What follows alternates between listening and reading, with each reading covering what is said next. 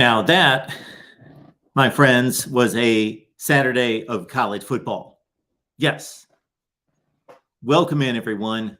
It's our weekend wrap-up show, week 2, and so much to get to, so much to talk about. We have left the link there in the description section of the video. We will drop it in the chat as well. Give me a ring. Let's talk college football with so much going on. Right now, Cal has just scored on Auburn to take a 10-7 lead. There is just about 4 minutes left in the first half. And that is one of the few big games left. USC is running away from Stanford right now, 28-0 in the Trojans' Pac-12 and final Pac-12 opener in the history of college football. And now let's get to the games that really marked the day and really made the day what it was, and the important results that will last for a season in determining championship races. First and foremost, Bama went down tonight at home against Texas for the first time in losing a home game since 2019. And Joe Burrow's LSU Tigers 46-41. It was Texas over Bama. And really, it was the Texas defense that did the job on Jalen Milroe, kept him contained for the most part, even though he got loose. Jalen Milroe made about 3 or 4 bad mistakes, didn't see defenders, didn't see coverage, didn't recognize coverage, and threw it in harm's way a number of times that led to Texas scores. And despite Bama taking a brief lead early in the fourth quarter, Texas came storming back and quickly scored. Quinn Ewers, I don't know if it's just me, I don't know if it's the new haircut, he just seems to be much more mature. And it's just easier to take him seriously now than it was with the mullet.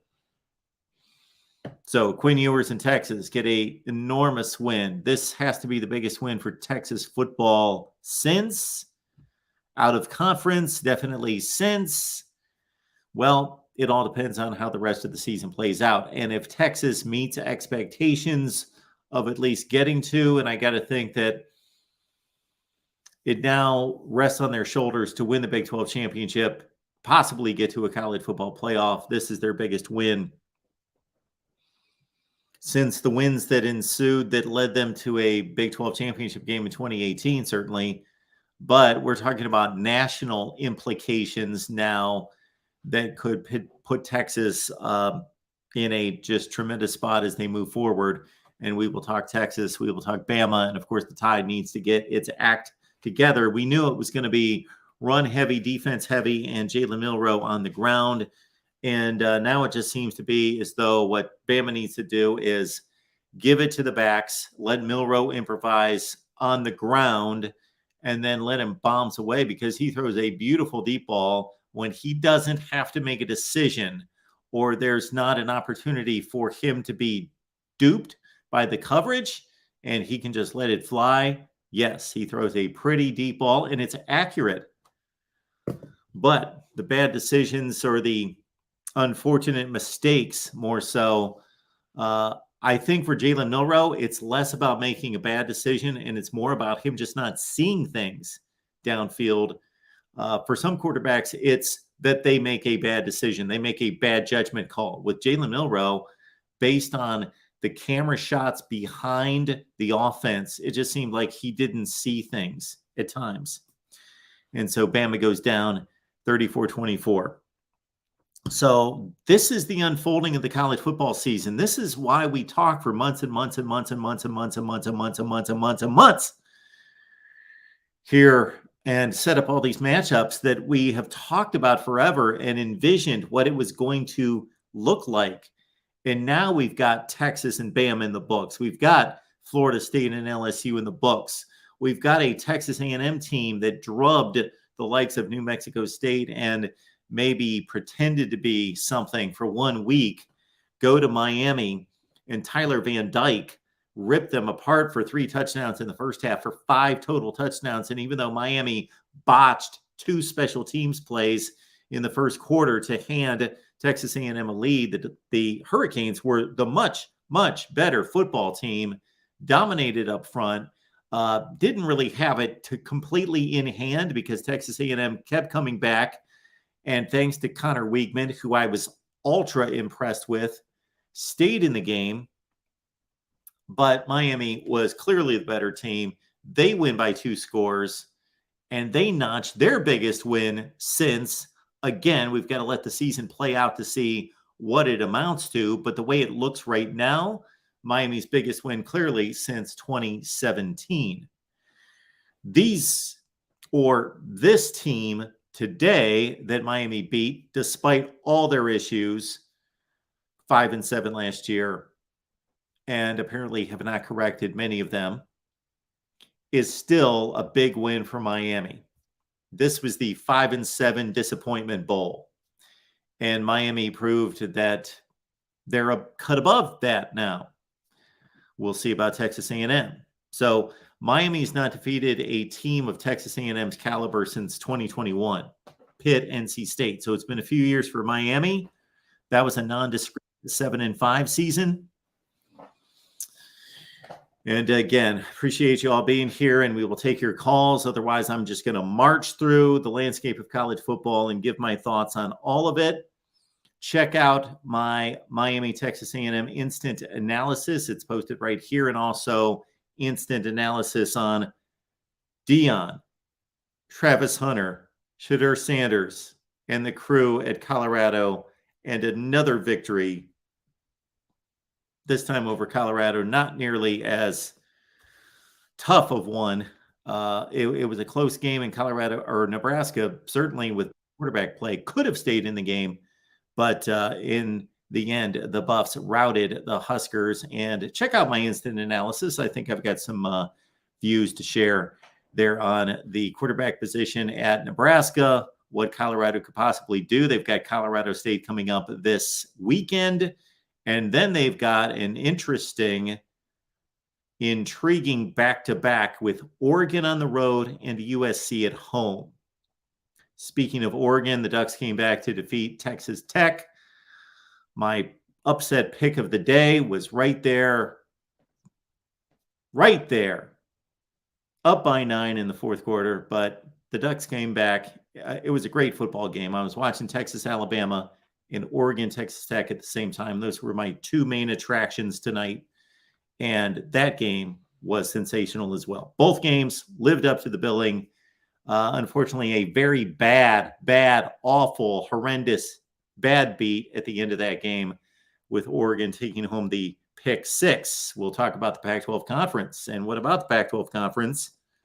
Winning 18 consecutive games before Arizona came oh so close to pulling off an upset over 9-point favorite Mississippi State in overtime. And I did see the overtime play at Mississippi State, and I felt bad for Jaden DeLora, Jed Fish and company, because Mississippi State scored to take the lead in overtime. So the Wildcats had their final chance, and it was down to a 4th down play, and Jaden DeLora got run all over the field and crossed the field, zigzagged back and forth behind the line of scrimmage. Then he found a crease, and he went head first for the first down marker. And again, on 4th and about 15, made a valiant run.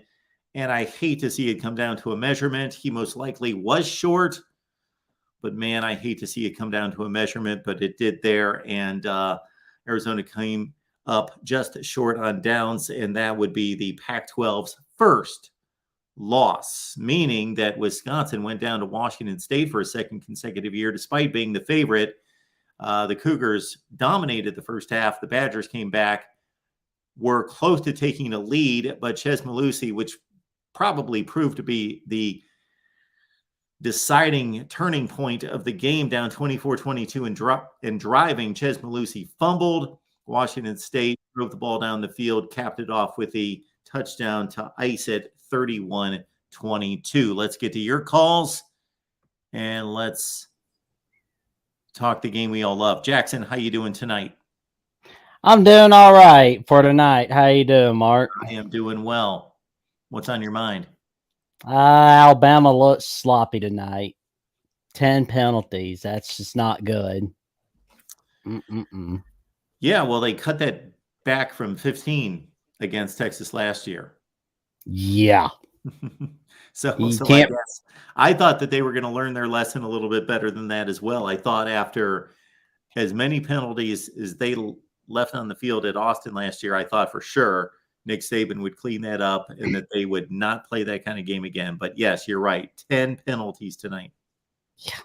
We look like a disaster. And the 2 interceptions by Milroe, that was bad right there. And the key to beating Alabama is great quarterback play. Quinn Ewers had that with 349 passing yards and 3 touchdowns. I mean, dude was a baller tonight. Yes, he was a baller tonight. And I'll remind everyone, I don't know if these shows are still going on, but we do have our Texas post game and our Alabama post game going on right now. If you just want to talk simply Texas or Bama. So those are going on right now. And I wanted to leave those run for a little while before I popped on here and stole a few viewers. So No, well, this isn't going to be a commiserating session. I'm making no? sure of that. Okay. Nope. I got my frustration at Bama out the way. So, what did you think about the last play of the game at Utah Baylor and Appalachian State, North Carolina? Were those no calls or was it the right call for the pass interference? Okay. So Utah and Baylor. So this is after Utah scores a touchdown in which they tried not to score a touchdown. Folks, if you didn't get a chance to see it, Utah scored 2 touchdowns in the final 2 minutes at Waco, and the running back tried to stay out of the end zone, and then he just kind of fell forward and scored. So Baylor had a chance with about 15 to 20 seconds to play. Then they threw one behind the Utah defense. One of their wide receivers got loose and stepped out of bounds with 1 second left at about the 20 or 25-yard line. And so Baylor had one more shot. Yeah, that was pass interference. If that play would have been at any other time of the game, I'm guessing the refs would have called it. When the play was live, I didn't catch it, but on the replay, I thought, yeah, that's pass interference. Yeah, and I watched the App State game with Joey Foster a few hours ago. Yeah. We watched a little bit of App State while we were waiting for West Virginia to get back from the weather delay, and he went with App State to beat spread. And let me just tell you, it's always a good idea to pick App State to beat the spread against a Power 5 opponent. They always play fantastic against Power 5 schools. And they did tonight, but they couldn't quite get it done once again against North Carolina. No, so I did see the overtime of that as well, but I'm not, I don't necessarily, I was watching that on my phone. I don't remember the last play of the game. Well, the last play of the game looked like it was a pass interference call. Well, should have been called for pass interference, but it was a missed call by the refs. And I said to some of my buddies today, I was like, this is the second time I saw that, where there was a missed pass interference call on the last play of the game. I mean, good grief.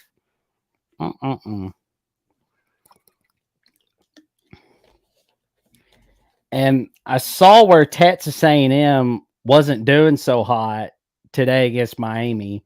They were falling apart on the road for big games as usual. Something tells me Jimbo does not do so hot on the road, but when he's at home, he's fantastic. And well, fantastic might be a bit of a stretch, but I don't know that his home record's that fantastic, but it's okay. Well, I'm just making sure I'm just being nice to Jimbo in this case, because it's just like, I'll find something nice to say, because he's just been mediocre.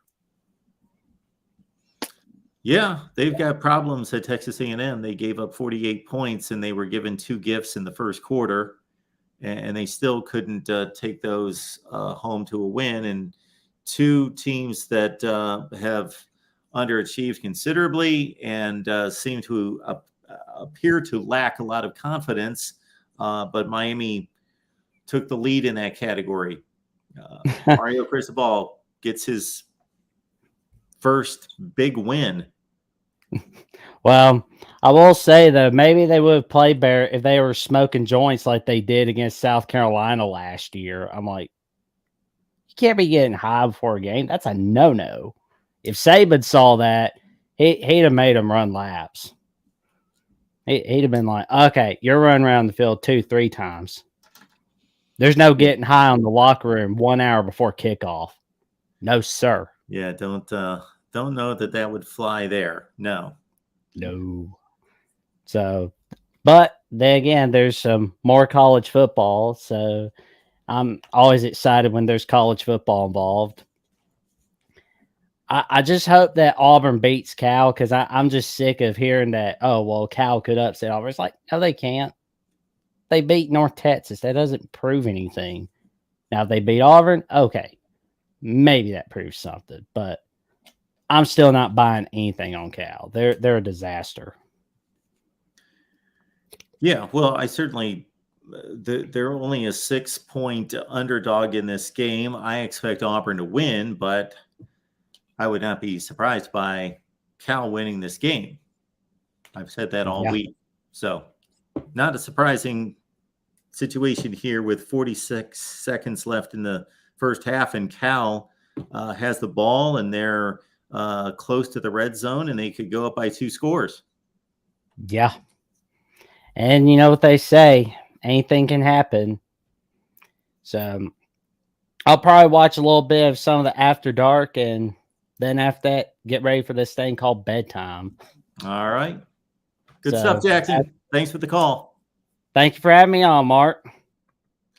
All right, let's keep moving here at the Voice of College Football. We've got Mike checking in tonight. How about that? Mike, what's going on? Hey, how you doing, Mark? I am doing well. Whew, man. I mean, yeah? Now, in retrospect, I did pick Texas to win this game, but I did not think it was going to be a fraction of that score.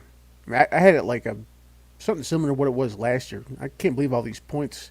Aren't these supposed to be like 2 defensive teams? Well, it was for almost the entire game. It was 13-9 until fairly far along in the third quarter. And then Milrose started doing Milrose stuff. Now, I don't want to dump on him too much, because that Alabama offensive line that a lot of these Bama fans were saying was going to be a strength, and I always thought was going to be a weakness coming in, their offensive line is terrible. Terrible might be a bit much, but it's not up to Alabama standards. And it reminds me, in talking to a Michigan guy and a Big Ten guy here, that it's a shame that we're not going to see these 2 conferences play. It's just, this is what's wrong with college football, among many other things, is that we don't get to see many good games against teams that should be compared against each other. I mean, we've already had some pretty good games, in my opinion, and all of them are SEC. The problem is SEC's losing them all. And one thing I know, my point is that Michigan, again, will not play anybody any good out of conference. Ohio State's going to play 1 team out of the conference, and they're not even in a conference. So we're going to go an entire college football season without seeing anybody from the SEC play anybody from the Big Ten. And aside from a home-and-home series between Penn State and Auburn, which amounted to nothing because Auburn was no good, when is the last time there's been a meaningful game between the Big Ten and the SEC in the regular season? It's been forever. I guess you'd have to define me. I know Alabama played Wisconsin, but I think Wisconsin was kind of down that year. Yeah, that game comes to mind, 2015. Yeah. So we have to go 7 or 8 years between games between 2 conferences. And there's not 48 conferences. There's 5. So I just have a problem when I'm looking around the Big Ten and I'm thinking, okay, what games really matter? What games really tell us much of anything? Okay, Wisconsin, right now, the Pac-12 looks like the best conference. The Pac-12 is outplaying the other conferences by a ton. Now, I reserved my judgment despite the remarkable record the first week of the season when they were 13-0, and I said, okay, well, what games really meant anything? What games were really – when I talk about games being meaningful, playing group of 5 teams, unless they're the very best, doesn't mean anything to me. It doesn't prove anything. You should beat the 90th best team in the country. So what I mean by that is Colorado wins this game against TCU. Okay, that's meaningful to me. Other than that, Washington, I guess, beating Boise State by as much as they did, that showed something. But the rest of the games meant nothing. Now, tonight, Washington State beats Wisconsin. Oregon beats Texas Tech. Cal is right now in a game with Auburn that they are very competitive in and leading going into halftime. Arizona took Mississippi State to double overtime on the road. Man, I can't I think I'm going to produce a video after we look at the entire weekend, and there's no way to shake it otherwise until we get more results that the Pac-12 is the best conference in the nation. Well, yeah, for the last season that they are a conference. But I mean, well, then I wish this was true for years ago, because I mean we might not have been having to play the SEC, but we've been getting a lot of Big Ten, Pac-12 matchups. You know, we played Washington a couple years ago. Oregon played Ohio State. You know, and you know we just had like I said, Wisconsin and Washington State. So there's been a lot of Big Ten, I keep saying Pac-10, Pac-12 matchups recently. It's just that, and I'm guessing that maybe it's because the Big Ten, the SEC have like 30 bowl tie-ins, so maybe that's the reason why there's not a whole lot of Big Ten SEC matchups during the regular season. Or 3. Yeah, it feels like there's always a Big Ten SEC bowl on every day. 3. So maybe only 3. It feels like 3. more than that. 3. And those don't even always get taken up. Last year, it was Iowa, Kentucky, Illinois, Mississippi State, LSU, and Purdue. Those are the 3 that they have. It's I know the names have changed a little bit, and I can't keep up with the name changes on these stupid bowl games, but basically the Citrus Bowl, the Outback Bowl, and the Gator Bowl. And the Gator Bowl doesn't always even get filled up by a Big Ten team. Now, was one of them used to be the Capital One Bowl? Because I remember the Capital One Bowl was always the Big Citrus Ten. Bowl. Okay, that's what that was. I'm with you. I can't keep track of the name changes. I used to, but I guess I'm just. I guess on a day when we should be celebrating college football and there were a lot of great games, it does annoy me because I want to get a better barometer on these conferences, and a lot has to be made out of Wisconsin losing to Washington State because it's a very rare occasion.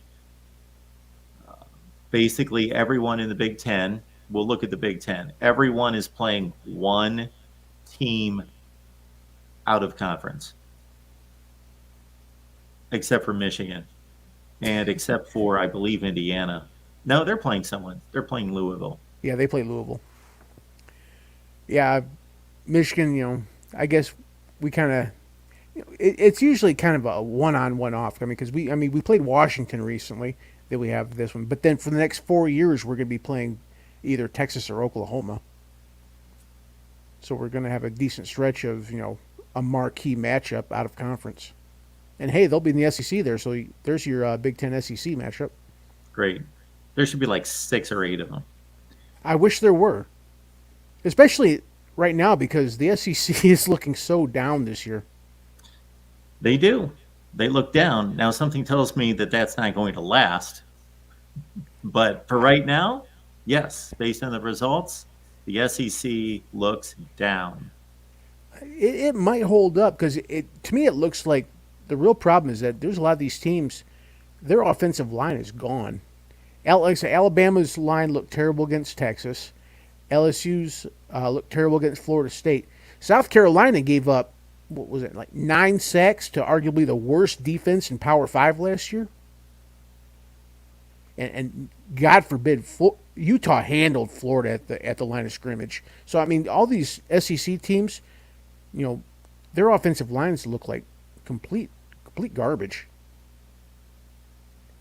True. And it looks like that's going to, I think that's the reason why, SEC is going to start taking a little bit of a back door, to the Big Ten and the Pac this year. Well, I got to say that I hope you're right. I hope I am too. I hope you're right. And based on the results so far, what is the SEC against the Power 5? I'll have to add it up, but it's not good. Oh yeah, like I said, I named Florida lost to Utah, LSU lost to Florida State, Bama lost to Texas, South Carolina lost to North Carolina. I thought Mississippi State was getting ready to lose. Yeah, they were pretty fortunate. So Mississippi State beat Arizona, and Tennessee beat Virginia, and I guess that's all we've got from the SEC. And I flipped over, and Tennessee was it was a tie game, like in the last couple minutes of the second quarter to Austin Peay. I mean, what? I mean, there's really no defense for that. Well, I don't know about that. Again, we could go through all sorts of examples. We could be sitting here all night talking about top-notch teams that struggled against group of 5 teams. I mean, yeah, but I can understand if it was like, a 3-point, 7-point lead on the first quarter, but they almost went to the halftime tied. I really have no idea how good Austin Peay is, other than the fact that they're I keep wanting to say one AA FCS, whatever you want to call them, but I don't know if they're like a good FCS team or what, but yeah, I don't know. But they are an FCS team, so Tennessee shouldn't be messing around with them. Yeah, it's a bad look for the SEC. The SEC has really not won a game that proves anything to me. None. And all I'm hoping is that this kind of holds up, because I think it's time for a new conference to kind of rise up and be king of the hill. Yes, we shall see. We'll hear from the SEC folks maybe tonight, or maybe they'll be hiding. I don't know. But hopefully we'll be able to talk conference comparisons here in the next few weeks, because it is not looking good right now for the SEC. And they're only going to have maybe one more week of games to prove anything. And then regardless of what happens, they're going to be buried, at least in my evaluation, until they can do something about it in the bowl games and in the playoffs. Yeah, and then right now I'm just kind of wondering, which cream rises to the top down there. It looks like the East is kind of going back to the way it was, where it's basically Georgia and everybody else. But I'm kind of waiting to see which team wants to rise up in the West, especially now that Bama lost to Texas, because we thought LSU might have had a chance, then Florida State happened. I think Arkansas, they're still a little bit away, but I think they have a future, especially if they could muster up something while they can still keep KJ Jefferson there. And I've heard good things about Ole Miss. They came back and pulled away from a Tulane team that ended up beating USC in a New Year's Six Bowl. So I'm wondering, who's going to be that team in the West that's going to kind of rise up, with, assuming Bama kind of falls off the map, which it looks like they're on the way to do that. Well, I didn't see a ton of that Ole Miss Tulane game, but I had my eye on it. I had it on a screen, and I focused on it late in the fourth quarter because it was extremely close, and Ole Miss was extremely fortunate to win that game. Extremely fortunate to win that game against a backup quarterback. Yeah. Yeah, it was pretty close for most of the time, but like I said, about halfway through the fourth quarter, Ole Miss started to pull away, and No, not halfway through the fourth quarter. Like 1 minute left in the game. Oh, I thought it was like 5 or 6 minutes left.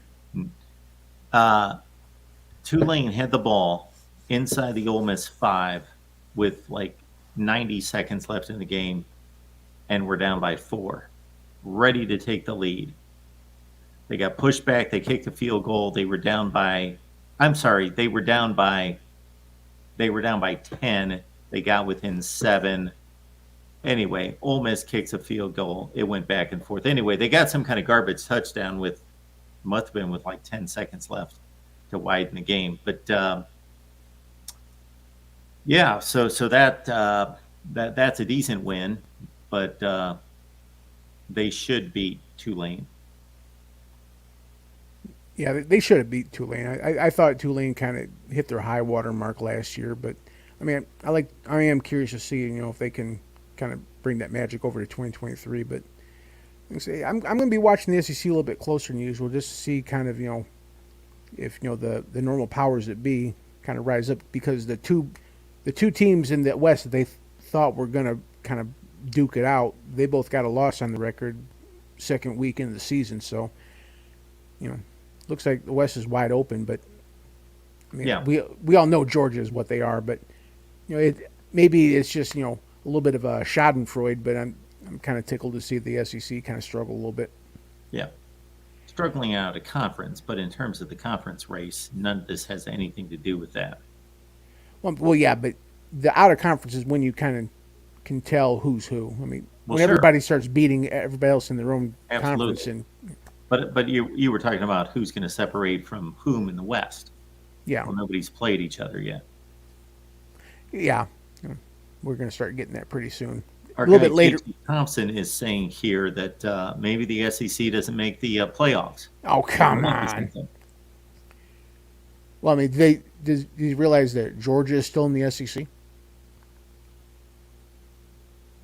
Yeah.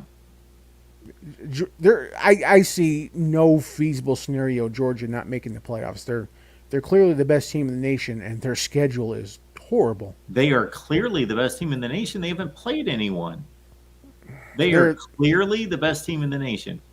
Yeah, they're based on beating Ball State and I don't even know who they played last week. UT Martin. Yeah, they played UT Martin. Well, they're the best until somebody else takes that title away from them. Well, you're talking more from a conceptual viewpoint. I'm talking about reality. Like, they haven't proven anything. So why would we consider them to be the best? They haven't played anybody. They haven't proven anything. Okay, I'll give you that, but it wasn't like they. My point. Yeah, but I mean, going by just on paper, arguably they're. I mean, at least if you listen to Georgia fans, Beck is going to be better than Bennett. Their defense just seems to reload every year. Oh, I understand all that. I'm expecting all that, but just based on what's happened so far, I think that what J.T. Thompson is saying right there is more plausible than it's ever been. Well, if you want to go ever, sure, because it looks like Georgia is the only SEC team that looks as close to you want to put it a lock. I mean, because there's obviously question marks with every other, at least based on the first 2 weeks of the season, there's a question mark with every other SEC team not named Georgia. If these teams beat up on each other in the West, one of them shows up at the SEC championship game and pulls off an upset and defeats Georgia, then you've got a difficult time trying to justify one of those teams making the playoffs, depending on what's going on elsewhere. But anyway, there's a line forming here of phone calls, so I will let you go, Mike. All right, thanks for having me. Thank you, sir. Appreciate it. Yep. We will keep it moving here at the Voice of College Football. Here's my thoughts on the deal. Okay. 5 games is not going to change my opinion on the SEC. Most likely still having the best talent it has the best talent. The league does have the best talent. Now, the best talent doesn't always equal the best teams. It generally does at a high rate, 90% of the time, all that. But there are exceptions. There are bad results right now for the SEC.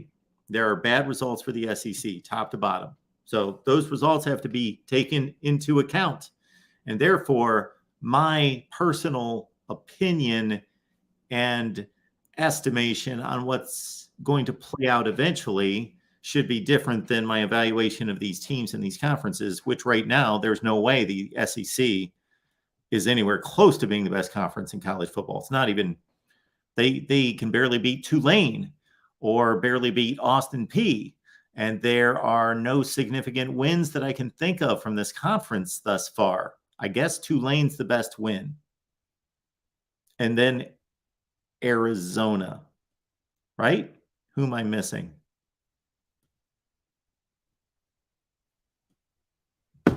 And a string of losses.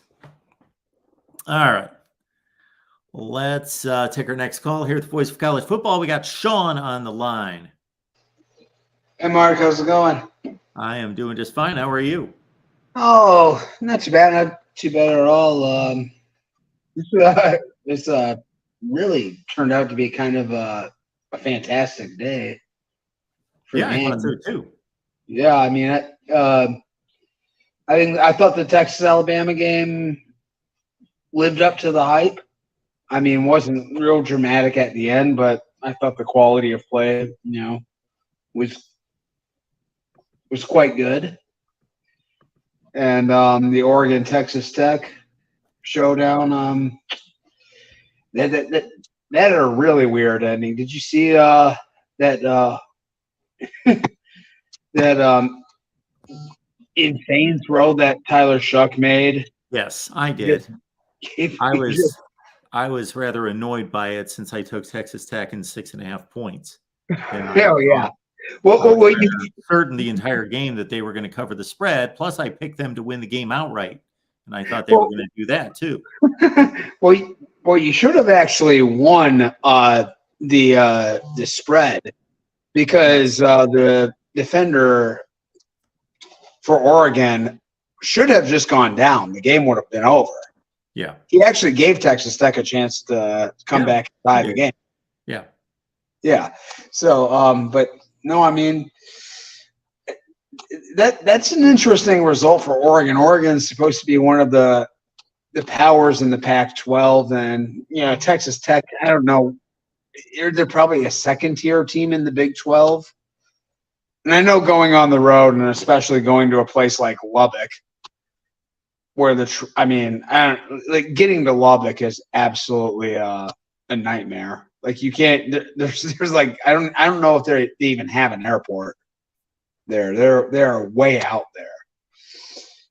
It is, and it's just such a weird. I've actually been to Lubbock. It's such an odd, interesting place. You've probably never been to a place like it. And you went there why? What? I went there to go to the Buddy Holly museum out there. I went there, yeah.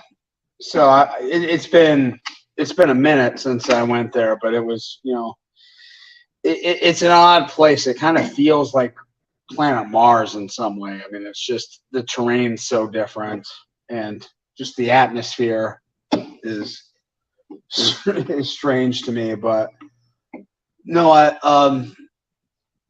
is that? I mean, like, this is a game the Pac-12 was supposed to win, right? That's a game that's like, it feels like it, but I mean, you picked Texas Tech probably for a reason. I expected the game to be really tight, but I don't really think Texas Tech is really on the same level as Oregon as a team, which is kind of an interesting thing about college football. Like, I don't if these were baseball teams and stuff or something, and they played a 162 game schedule, I would never expect Texas Tech to have the same record as Oregon. I think they'd be like 10, 15 games behind them. But in this one game scenario, it's basically a coin flip. Yeah, Yeah. it was. And yeah, so I mean, that was it. So what's your feeling on Texas now? Are they I don't know how to say back or not back. I mean, clearly they're nationally relevant for this season. I mean, they're the big favorites to win the Big 12, and they have this massive non-conference victory. All things are set for them to be in the playoff. Like, what's your sense about where the program actually is on their start right now? Well, before I answered that, the way you set that outcome up between Alabama and Texas, and also Oregon and Texas Tech, leads me to this, that there is going to be an automatic reaction from this Texas win that they are a playoff contender and all of that. And that Alabama has serious issues. They have serious problems. They have serious issues. This is not their year and all of that. When in fact, just like you framed the Oregon Texas Tech game, that game was, I don't want to say it was a coin flip because Texas outplayed Alabama to a certain extent, but it was still a very competitive game and in doubt until there was about 5 minutes left. So I think the difference between the two teams was basically that Quinn Ewers doesn't make those. Quinn Ewers is a much better thrower of the football than Jalen Milroe. But he's not just a better thrower of the football. He's a better decision maker. He's learned the craft of quarterback, even though he isn't that much more experienced. He understands reading defenses, reading through progressions, and making the proper read and the proper throw much more than Jalen Milroe does. And therefore, Jalen Milroe threw a handful of passes that were just atrocious decisions, or just didn't see, almost wasn't even capable of making the decision because he didn't see certain things. And so he made 2 or 3 tremendous blunders that basically was the difference in the ball game. I think Texas has everything needed to, not that they're elite at every position, but I don't see them with any stark weaknesses or question marks. And I think that they have elite talent in most positional groups. They have elite talent, elite players at every position group. And they have the entire room at each position is close to that level. So I think that they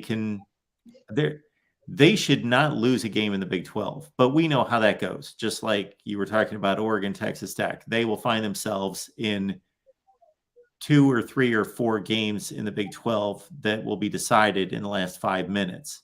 But if they're going to play at their best every week, they're going to beat everyone in the Big 12 by at least 2 touchdowns.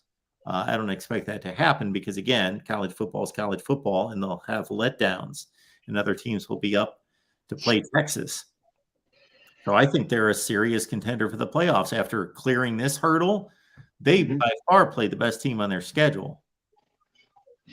Yeah, I mean, you definitely would think so. At this point, I don't know if some TCU like power dark horse is going to emerge from the Big 12 this year.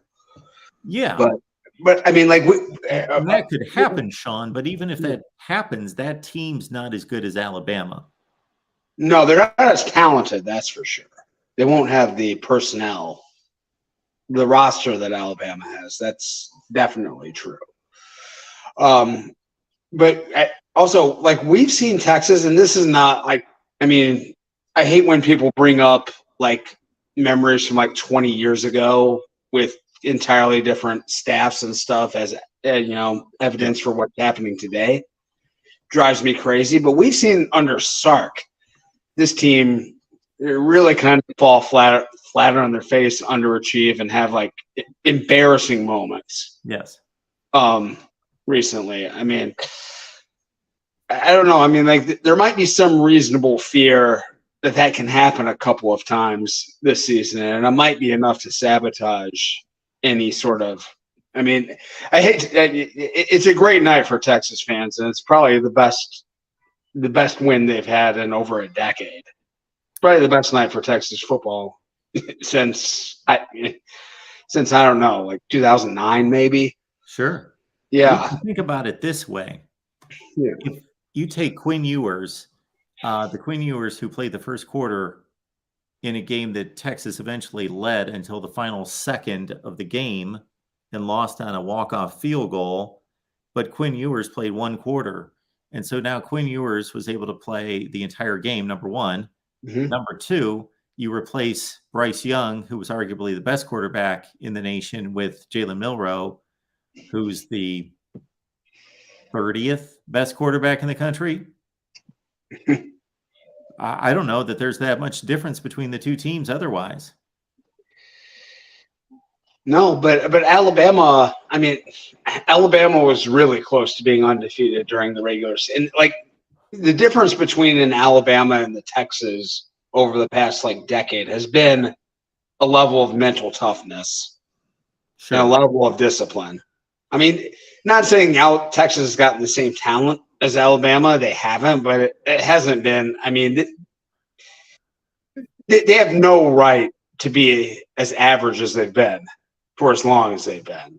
I mean, it's honestly kind of pathetic what they've done the past 12 years. And I mean, all hats off to what they accomplished tonight. But,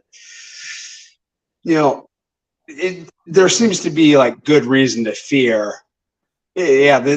I mean, the next step for Texas is to prove that they can do it, in a consistent manner, and that they're not going to beat themselves. And I don't think they will this year. I think things are set up for them. I'm guessing they lose one game somewhere across the rest of the season. They win the Big 12 and they get into the playoffs. And then we'll see what happens from there. But, just a huge night for them. And, yeah, so that, and I don't know much else. I just thought it was a really great day of football. And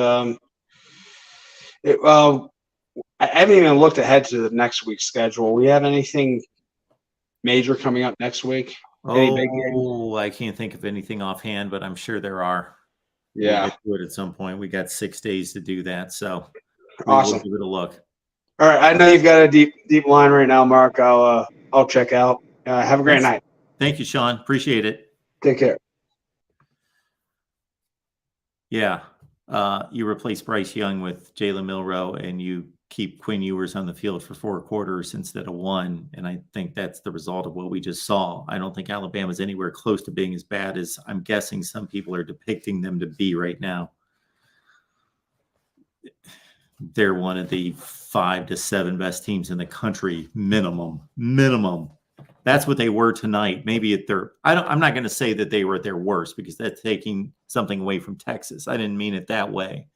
But yeah, they have problems. They have issues. And it starts at the quarterback spot and trying to figure out what they can do with him. They are a high-level Nebraska Jeff Sims problem. They are a much higher level Jeff Sims kind of problem. And I outlined in a video after that Nebraska-Colorado game what I would do with Jeff Sims in Nebraska. All right, Matthew, what's going on tonight? I'm sure you are stoked. The eyes of Texas are upon you, Mark. No, that's unfortunate. It's the biggest win in a long time. I could say that the rest of the show. 2008, they kept saying it. 2008, Oklahoma was the last time we beat a top 3 AP team. 2008, Mark. Yeah. That's on a neutral field. Yeah. The last time we won a road game, they put it up on the screen again on ESPN, 1969 versus Arkansas. People can say it and poo this all you want. Sark just said it. They are 52-1 before this game in their home games, and we beat them. You can say whatever the hell you want. That's what we did tonight. We're one of the, in my opinion, is one of the 7 best teams in college football right now. It's been a hell of a long time since you could say that. People doubted because of how we played versus Rice. Rice didn't look too bad today, if I do say so myself. They beat Houston, I believe. Not a very good Houston team, but they did win. Our defensive line, it's the best it's been. It's better than the 2009 team. It's probably 2005 team, I would say, is better. But it's really good. It's very good. It's deep. The offensive line, much maligned going into this game. 0 sacks tonight. 0. They did a fantastic job. They dominated Alabama at the points of where everyone said Alabama's strengths were going into the game. Many people said you would get taken to the deep end, you'd get tired, they'd push you around. That did not happen. We dominated this football game. And I thought you brought up a great point. I was thinking about this before you even said it, but Quinn Ewers in the 5 quarters he's played versus Alabama has looked fantastic. We've been the better team in those 5 quarters, in my opinion, pretty easily. Jalen Milroe, I think Alabama, like you said, it's a Nebraska situation other than he's not Jeff Sims, who seems to pee all over himself. I think Jalen Milroe is a little bit better than that. But he definitely has some work to do. He throws a beautiful deep ball. He's a great athlete, great runner, but he's not a quarterback. And I think you and I talked about that in the pre-show discussion with all the guests we had. Like, the guy isn't a quarterback yet. He's a thoroughbred, he's a thoroughbred back there who's yet to been broken in. He's not a quarterback. He's got to be taught that. And I think if someone teaches him that, he can be very good. But until then, he's nothing more than that. He's a good athlete. But again, people are talking about the demise of the SEC, maybe, possibly. I think they're 1-5 out of conference now. They're 1-4 versus the ACC. I did not know that until tonight, so that's pretty interesting too. Right now, they're not the best conference. We'll see at the end of the year. But I'm just interested, Mark. Right now, if you're ranking college football teams just based on this year, where do you rank Texas? Either Texas or Florida State have to be number 1. They have the best wins in the country, and they were both. It could be argued which is a more impressive win. Texas had to do their work on the road, where Alabama has the resume that you just outlined. And we don't know how good Alabama is versus LSU to be able to accurately rank the wins, but we can have a pretty good judgment on it right now. And I would say that for me, the Texas win over Alabama is slightly more impressive than the Florida State win over LSU, even though Florida State pulled away much earlier and scored 31 straight points and blew out LSU. So most likely, unless I come up with something different, I got to look at it a little bit closer. Those are the 2 teams that have the best resumes in the country, and so they have to be ranked 1 and 2. Yeah, I would agree with that. I don't think we're the second best team in the country, but I do think, obviously based off the resumes, yeah, for sure. And we did it on the road versus I think LSU and Alabama. I think Alabama's a little bit better, but Milroe just scares me because they have talent. There's obviously they have talent, but he just scares me. He makes so many. Like Herbstreit pointed out on that one interception that he threw to Jaron Thompson. That's a very simple route. That's a curl route that he just looked the whole way, and then Jaron Thompson was able to break the ball and intercept it. And if Texas holds onto the ball catching tonight, I think we beat them by 3 touchdowns. We dropped so many passes. And that's what I was explaining a few minutes ago, at least the way I see these mistakes that Milroe makes. I think that there are quarterbacks out there that make a couple mistakes a game, and I would consider it poor decision-making. They see it, but they misjudge what they believe they can do, where they can throw it, what the speed or the angle is on the coverage, and they misread it, but they see it. I don't even think Jalen Milroe sees some things. Yeah. No, that's the thing. And that's the thing too. I don't know if you can make a case that that's better or worse, because if you show him, and he realizes he could be pretty damn good. Maybe he just has that blind spot. I don't know. Yeah. That's a question we honestly may not even get answered this year. That's something that may have to wait until next year. It's crazy though, how the recruiting is changing, because at one point Alabama had Drake May. Imagine Drake May on this Alabama team. I mean, they would be by far the best team in college football, in my opinion. He's that good. But it's a hell of a night. It really is. I'm super excited. I got emotional a little bit during the game when I thought we were going to win, because I mean, in my lifetime, I haven't seen much. I really haven't. I've seen the 2005 championship team when I was 7, 8 years old. And I didn't even get to stay up to watch it because my mom said, "You're 7, 8 years old. You have a bedtime. You go to bed." And then the 2009 team, I'm so excited. I'm settling in. We stop him on that fake punt. Colt McCoy gets injured, and the night's basically over. We fought back with Garrett Gilbert, but I mean, it's just been awesome. It really has. I'm excited for this team. I'm excited where it goes. This just can't be a bullseye moment for Texas, though. This has to be a trampoline moment. And what I mean by that is this has to propel us forward going into this season, into the years to come. I like Steve Sarkisian as a person, and tonight I think he did a hell of a job coaching. There were some plays in there that he schemed beautifully.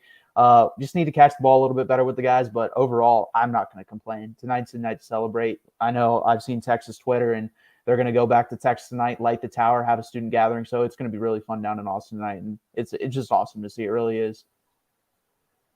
It is. It's fun to see. I like to see other teams get involved, and I shouldn't say that about Texas because they're not a team that we should be feeling sorry for any reason. But yeah, it's I want things to be competitive out there, and yeah, it's good to see a team that can kind of break through. None of those athletes, for the most part, outside of A.D. Mitchell, comes to mind right off the top of my head, have experienced that kind of win. No. Other than Keelan Robinson, maybe, when he was at Alabama, but I don't even think like he wasn't involved as much as he is with Texas. Like, he actually plays for us. He didn't really play for them.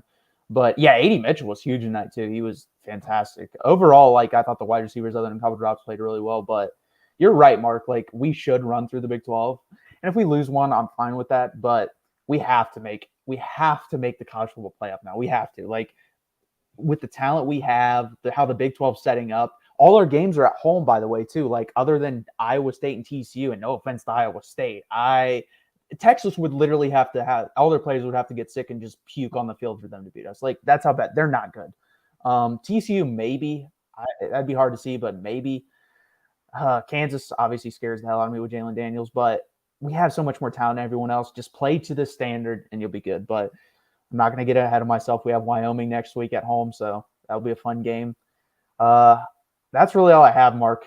Thank you for having me on. Hook 'em. Go check out the post-game show reaction. Go check out the Big 12 channel. I'll be back Tuesday, 7:30 p.m. Eastern time, Texas Tuesdays. Hook 'em, guys. Have a good night. Congrats, man. Thank you. Yeah, all that stuff that Matthew was spitting out there at the end. Let me emphasize a few things here. He's got a Texas Tuesday show that let me remember what day that is. It's on Tuesday. Yeah, it's on Tuesday at 7:30 Eastern time. So you can catch Matthew. That's on the Texas channel. That's on the Big 12 channel. Okay? Texas channel, Big 12 channel. I promote it here. I put it up on the community page. For those of you who don't know, every morning I put on the community page here on the main channel the shows for the day, all the shows, where you can find them, the links to follow those shows. And then Matthew's here on the Texas channel and the Big 12 channel after every Texas game as well. All right, here we go. We got the real MVP chiming in tonight. What's going on? Hey, Mark, how you doing this evening? I am doing well. How are you? I'm doing okay. What is happening to the SEC? I'm looking left and right, and I'm seeing struggle wins, giant L's. This is probably the worst the SEC has looked in 15 years. Absolutely. I know it's only week 2, and, it's early, and it could be an overreaction, but this is bad, Mark. It is bad. It is bad. There's something that still tells me it's the best conference, but I can't prove that on the field because I got to go with the results.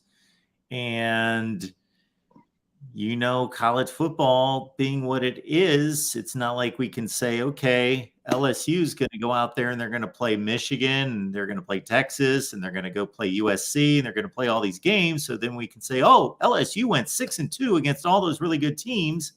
Nope. You get one shot. And LSU blew their shot. Alabama blew its shot.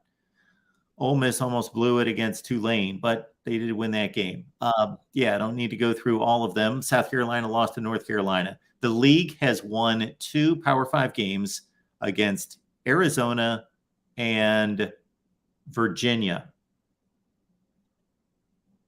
Woohoo! Yeah, he's so Wow. exciting. Now, I know everybody's giving the Pac-12 their flowers, okay? Yes. But I think there is a legitimate argument that the Pac-12 is the best conference right now. But we need to put some of these results in context that happened today. Of course. How many wins does Baylor have right now? 0. How many wins does Texas Tech have right now? 0. How many wins does Nebraska have right now? 0. Okay, so when we say that, the Pac-12 is the best conference, and again, I think there's a legitimate argument. And they are beating Power 5 teams. It is possible these Power 5 teams are not very good at all. Yes. And we need to take that into consideration. Yes, we do. Texas Tech lost to Wyoming. Wyoming struggled today against Portland State. Yes. Okay, so Oregon just barely beating them is not exactly a great sign. Now, it should count for the Pac-12's favor that Oregon won, but it needs to be taken into context. Utah beating Baylor. Baylor looked like the better team through most of that game. Yes. These results need to be taken into context. Utah struggled mightily in that game. Mightily. They did not look good in that game. They also did not have their starting quarterback, but yes, Baylor was coming off a loss to what is called Texas State. Oh, Texas State lost today as well to UTSA. They lost to the Roadrunners. So Texas State isn't this amazing team that's going to light the world on fire either. No. So, for as much grief as I gave somebody who called in last night that there was no way that Arizona was going to beat, and when I say no way, I think people understand. I always think that there's a way among Power 5 teams for there to be upsets, but I didn't see Arizona going to Mississippi State and giving the Bulldogs much of a game. That went to double overtime. Right. So what I think is happening, Mark, okay, Yes. is the SEC last year, I think, has had the best year a conference has had in quite a while. And I think the SEC is returning below their normal status. I don't think they're at their normal status. I don't think the SEC is head and shoulders above every other conference. I think they are slight favorites as of right now. Because the SEC doesn't have an embarrassing loss as of yet. Now, if you want to put the Pac-12 ahead of them, that's fine. I don't care for it right now, but every other conference besides the SEC and Pac-12 has lost to a group of 5 team as of right now. Okay. And that should matter. That should matter. Yeah, if you want to rate and evaluate the entire conference. Well, that's what we do when we rate conferences from who's the best. The Big Ten lost to, what was their group of 5? Oh, they lost to Fresno State. Okay. There's not a whole lot of shame in that. I understand, but it's still a group of 5 loss, Mark. Yeah, but there are a group of 5 losses, and then there are a group of 5 losses. I get that. Ole Miss was playing a Tulane team today that's better than a third of the Power 5 teams. Yeah, you understand, though, that Tulane is probably the best Power 5 team in the country, probably, and they're the only example, I think, of a G5 team being competitive against any of the top 25 since Cincinnati, UCF, and the others have joined the Big 12. Yes. So I don't think Fresno State, they're a top 50 team, top 60 team? Yeah, and so Purdue's probably a top 50 or 60 team. That game was basically a coin flip game, and Purdue lost. by a field goal. Right, but this is where the end of the year it really matters. We need to see where Purdue finishes in their conference. If they win the Big 10 West, then it's not a good look for the Big 10. Now, if they come in last place, then it's okay. So we just need to wait to put these results in context. This is like fans who say, Tennessee fans last year saying they were number one for 1 week at the beginning of October or in the beginning of November. I mean, that's great.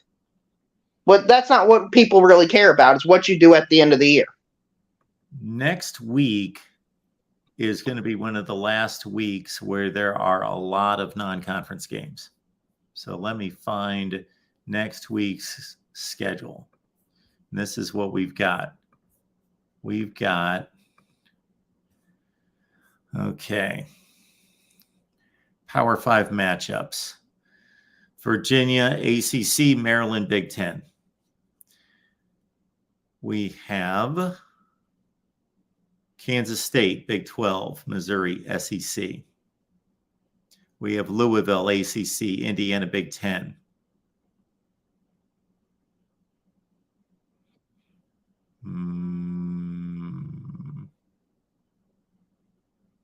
We've got Minnesota, Big 10, North Carolina, ACC. We've got Northwestern, Big 10, Duke, ACC. Virginia Tech, ACC. Rutgers, Big 10.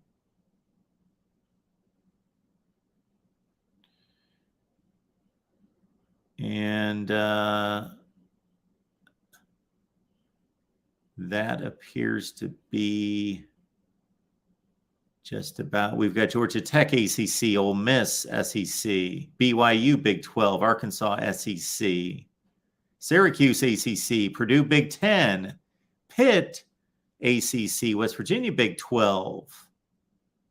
So we still have, I just ripped off about 10 or 12 more games. And then we've got what I believe is a decent game between Notre Dame and Ohio State the next week, among maybe a few others. But by the end of September, yeah, we've pretty much determined. And if this continues for the SEC, I'm still not going to be convinced. Now, I'm going to rank them low if this continues. But then we're just going to have to wait and see, and everybody's going to play within their conferences. Then we've got bowl season, and then we're going to have all sorts of debates on how much these bowl games really matter and who's sitting out and who doesn't care. But then we basically have the playoffs. And then if this continues for the SEC and they continue to lose non-conference games, but let's say Georgia wins the national championship, then there will be an argument that the SEC is still the best, and then there will be an argument that that only means that Georgia is great and nobody else in the SEC is. You're right, but my only point is the results from last year, them beating every single champion from every other conference. That's not a realistic goal, Mark, is it? To do that every single year? I'm trying to think what the SEC's record was against the other conferences. It was really good. It was the best, but it wasn't remarkable. Yeah, they beat Utah, Ohio State, Michigan. Well, they didn't beat Michigan. Okay, except for the Big 10. Sorry, yeah, you're right. But they beat the best team. No, right. Sorry, Michigan fans. Just kidding. Yeah, they beat Ohio State, TCU, Utah, Clemson twice. Yeah, they beat the other four. And then won some other big games, Oregon and others. Right, and that level of success I just don't think sustainable year in and year out. And the SEC, I think, is just falling back a little bit they're falling below average. But I think no matter what was going to happen, they were going to take a step back. I didn't expect it to be this big of a step back, but it is a significant step back. And when was the last time, Mark, the SEC wasn't the best conference? The last time that there could be an argument that it wasn't, and that doesn't mean that it was not for sure. That means that there was an argument, would have been like 05, 06. So it's basically been a generation. Yeah. Which, that's crazy, Mark. But, There are still games going on right now, and we got to give Cal credit for beating Auburn currently. I mean, that would just be another one in the column for the Pac-12. I can't believe Cal is beating Auburn right now. I mean, I thought Cal was on the 2-10 or 3-9 train, but man, they look like a good football team. Well, I'm going to go through all these numbers because this interests me. It always does. And I know that it interests a lot of people out there. And then other people say, who cares what the best conference is and all of that. But I'm still going to, we're going to have enough results in to get a handle on it. But next week, and even though I read off a lot of Power 5 matchups next week, the SEC really didn't factor into hardly any of those. Ole Miss is taking on Georgia Tech, and I don't remember seeing anybody else. All the rest of the teams have played their one big Power 5 game. Right. Well, you got the 4 at the end of the year. Got the 4 at the end of the year. Plus, Arkansas, who do they play? They haven't played. They play BYU. Oh, they've got them again. Okay, well, so it's Arkansas, BYU, it's Ole Miss, Georgia Tech, and then it's the 4 rivalry games against the ACC. Okay, so 6 more. Right, and we also need to consider that it's not just the ACC beating the SEC or the Big Ten just being the SEC. These conferences are beating up on each other as well. So they're all kind of dragging themselves down. One conference I don't think has really established themselves as the clear front runner yet, Mark. No, because the Big 12 looked awful last week, but bounced back and picked up 2 significant wins this week. The Pac-12 has kind of just won all the games throughout, but there are still other games, a few against Notre Dame and some other ones to play. It's going to be difficult from a record standpoint to knock off the Pac-12 at this point. Right, but my issue with the Pac-12 is they've played basically nobody that's worth anything. Even their Power 5 wins. Wisconsin might be worth something. Yeah, but that's the only team I think's 1-1 they've beaten currently. TCU might be worth something when it's all said and done. Auburn might be worth something if they win this game against. Yeah, that's still a 50-50 game. It's 10-7 and Auburn's got the football. So yeah, I'm not counting that up for sure. But I'm just saying we just gotta wait. We can't say the SEC is just completely garbage and they should just cancel the rest of the football season yet. We should just wait for the context to come in. That's all I'm saying. Crunching the numbers. Okay. Thank you, Mark. That's all I got for you tonight. And fight on to USC beating the absolute soul out of Stanford 49-3. Poor Stanford. Yikes. If you know a Stanford fan, please give him a hug tonight. Yes, let's find one first. All right, we will keep it moving here at the Voice of College Football. We also want to make sure that everyone knows that we've got a way for you to save some money on ticket purchases. So the deal is that you go to ticketsmarter.com and the next time you are headed to a big game, hey, let's throw one out there.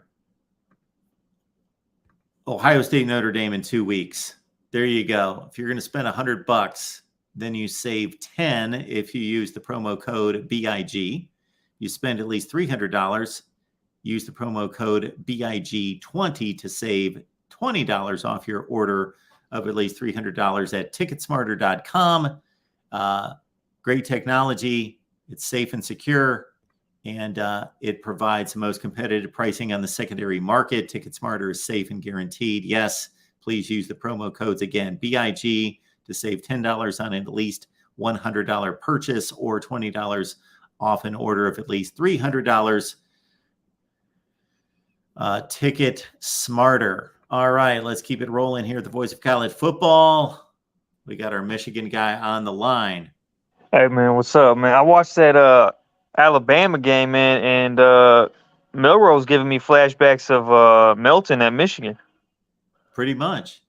I mean, it's literally like staring in the mirror. It's crazy. He stares down receivers. Not only does he stare down receivers, but outside of a deep ball, he really doesn't have any other pass game in his repertoire. I mean, he made a couple over the middle, don't get me wrong, but for the most part, yeah. If it's not a deep ball, he doesn't really know what he's doing out there. And not only that, he bails out of the pocket almost immediately. Immediately he'll get out of the pocket. Yeah. That's why they tried to get another quarterback out of the transfer portal, meaning Tyler Van Dyke was one. Oh yeah, and Quinn, is it what's his first name? Ewers first name? Quinn Ewers. Yeah. Yep. Some of those coverages too by Bama's defense. I mean, dudes were wide open a lot of the time, and I'm just like, what has happened to Bama? Like, what has happened to them? Well, they set a standard that's completely ridiculous. That's true. But I'm seeing things from Bama, a Nick Saban-led Bama team that I didn't think I'd see while he was the coach there. Like some of the coverages are just terrible. There was that one pass. Was it a tight end? It opened in the middle. There wasn't a DB within like 20 yards of him. The deep ball. The deep ball. I mean, the dude beat the safety by like 10 yards. I mean, there were so many plays like that. I'm like, what happened to like some of the trademarks of a Nick Saban led team? Like the O-line, they're big, but they're not dominant. No, they're not dominant. And one thing that surprised me was that he brought back his old defensive coordinator, Kevin Steele, who since he left Bama really hasn't had a distinguished run. His last job was at Miami, and he did a lousy job. So I was surprised that Nick Saban brought him back. Yeah, no, it's crazy to watch, man, and it's really surprising considering Bama still recruits the best out of anybody. They do, and it's just crazy to see what we're seeing. Look, right now, there's not a position group Michigan's not better at. I'm gonna just cut to the chase, man. There is not a position group right now, besides maybe wide receiver, that Michigan is not better at. I mean, we got to come to Alabama. No, Ohio State. Oh, you're bringing Ohio State into it. Yeah. No, I just cut to the chase with it, man. I'm watching these two teams. Yeah. And outside of Marvin Harrison Jr. is Marvin Harrison Jr. Outside of outside of that, and even then, right now, Michigan's wide receiver group has more production than Ohio State, which is crazy to me.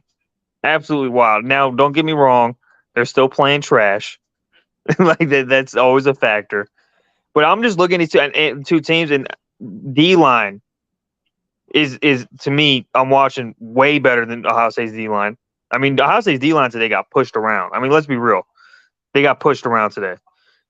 Now, did the secondary, look really good? Yes, but that for Youngstown State to push that D-line back like they were and then not get the pressure that you would expect, what's your thoughts right now, man? What's your thoughts with this? Well, I got to tell you, because of all the other games going on, I did not watch one play of that game. I didn't even see Ohio State score a touchdown, so I don't even know what happened other than seeing that Marvin Harrison had a bunch of stats. So I have no idea what you're talking about. So I'm trying to watch everyone play, and so I gave up on watching Ohio State play every game a few years ago because it doesn't really do me much business sense watching them run up a 49-3 lead on Maryland, for example. So I kind of opt out of those games. So this one, obviously, from the opening with other more important games being played. So, so I'm just going by what you're telling me. Yeah, if you go back and watch the tape, you'll see what I'm talking about. It just was surprising to see Youngstown State's O-line just get pushed. And to see that Ohio State's D-line, yeah, they scored 7 points. I understand that. But they were moving the ball in between the 20s, at a rate that I was surprised. I mean, Ryan Day after the game, he brought it up. He's like, we only had this many amount of drives, and a lot of that had to do with the fact that the defense wasn't getting any 3 and outs. They were moving in between the 20s better than he expected. Well, this is no defense for them because this is actually a criticism. Maybe they weren't that invested or interested. I mean, we could say that, but like, you go watch the Michigan game, for example. I mean, that D line, Michigan. This might be the best D line I've seen Michigan have. I know we say that almost every year, but this Michigan D line is crazy. Like the Kenneth Grant 78. I mean, they had what 5 sacks in that? No, 6 sacks in that game. Almost everybody had a piece of a sack. Tackles for loss up to Wazzu. I mean, that pressure all day. Like, I don't know, man. I don't know. And then they brought Devin Brown in. I think when they were up 14-7, they brought him in for like a series. Yeah. Yeah, And- I saw. That's the one play I did see, actually. I did see him complete a pass. Nice little throw to the sideline. That's all I saw. I think McCord's the starter. I think he's a starter. I mean, Brown, he's honestly not. Maybe you've seen this on Twitter. If you're on Twitter, he's really not that much more athletic than McCord. Watching him, I don't think it's like that big of a gap. Now he does offer that, but I don't think it's that big of a gap. And I think throwing wise, I think McCord's just that much better. But yeah, there's just I don't know, man. It's Penn State scares me a lot more than Ohio State does right now. Like out of all the top teams, it seems like Penn State is the only one that's consistently running the ball. Georgia's had some trouble, Ohio State has trouble. Michigan's had some trouble. Bama's had some. I mean, most of the top teams seem to have. They're not too dominant in the run game, but Penn State. Did you see Penn State today? No. Wasn't going to watch Penn State play Delaware. No, I know. I'm just a big football fan. Didn't see any of that game either. I didn't even know where the game was. I guess. It's a trash team. Don't get me wrong, but I mean, you can see good football if you're looking for it, even if they are playing trash. And like for example, Michigan and Ohio State have played some trash, and they're having a little trouble in the run game. Penn State's not having that issue. That's what I'm saying. Yeah. Well, you and the rest of Wolverine Nation should be ecstatic that you just need to worry about Penn State and no one else on the schedule. And once you get to the end of the season, Ohio State's going to show up with no losses or 3 losses or something, but you're going to be wiping them off the field. I mean, one can hope, man. But you know what? One thing about Ohio State is they always seem to figure something out. So I'm still holding that in reserve. It is week 2. They could come on middle of the season, play their best ball to end. That's always still a factor, you know? It has happened. It definitely has happened. That's all I got for tonight, man. One quick shout out for Darrell, man. What happened to SEC, man? What happened? I gotta know, man. Darrell, what happened? Man? All the talk about talent, man. Where's it at on the field? I ain't seeing it. Nobody's seeing it. So I mean, this Cal game I'm watching right now is crazy, man. 10-7, fourth quarter. I know. Like what is going on? All that talent's still in the recruiting rankings. Yeah, it's not on the field, All right, man. I'm gonna let you go. All righty. Have a good one. Yeah, folks, listen to this. The SEC has been awful. Let's just state it that way. And you guys know I tell the truth. I tell the facts. I've been saying forever. I want to have a debate about the best conference in college football, but we can't have that debate because it's always been the SEC.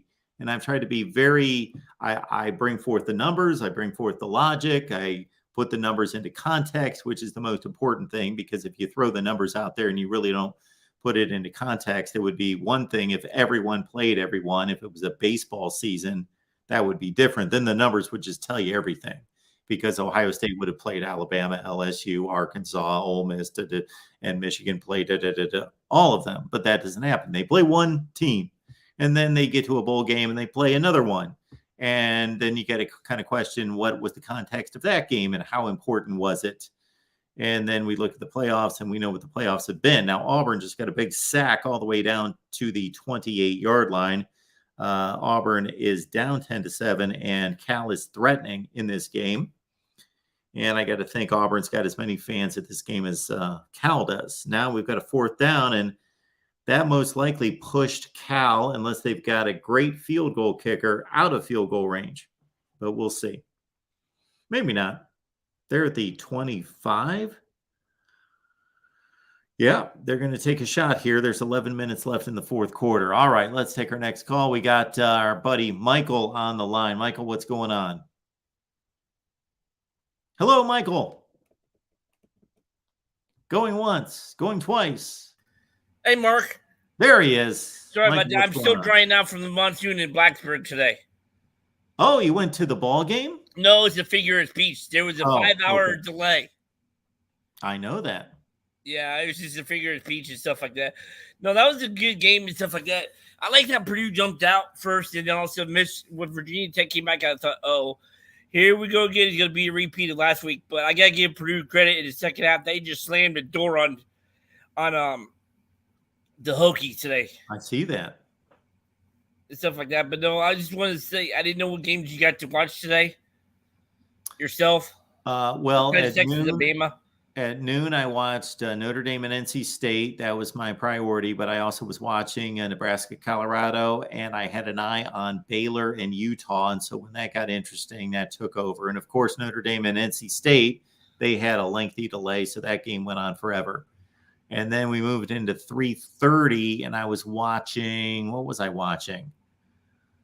Oh, shoot. I can't even remember who was playing at 3:30. I was watching Iowa State, but there was another game I was watching that was more interesting. One Texas A&M in Miami, was it? Texas A&M in Miami. There you go. I was watching that game. Texas A&M in Miami. Iowa State. I watched a lot of that game. And then I got interested in the fourth quarter when Ole Miss and Tulane was close. So I was watching that game. And it was hard for me to find.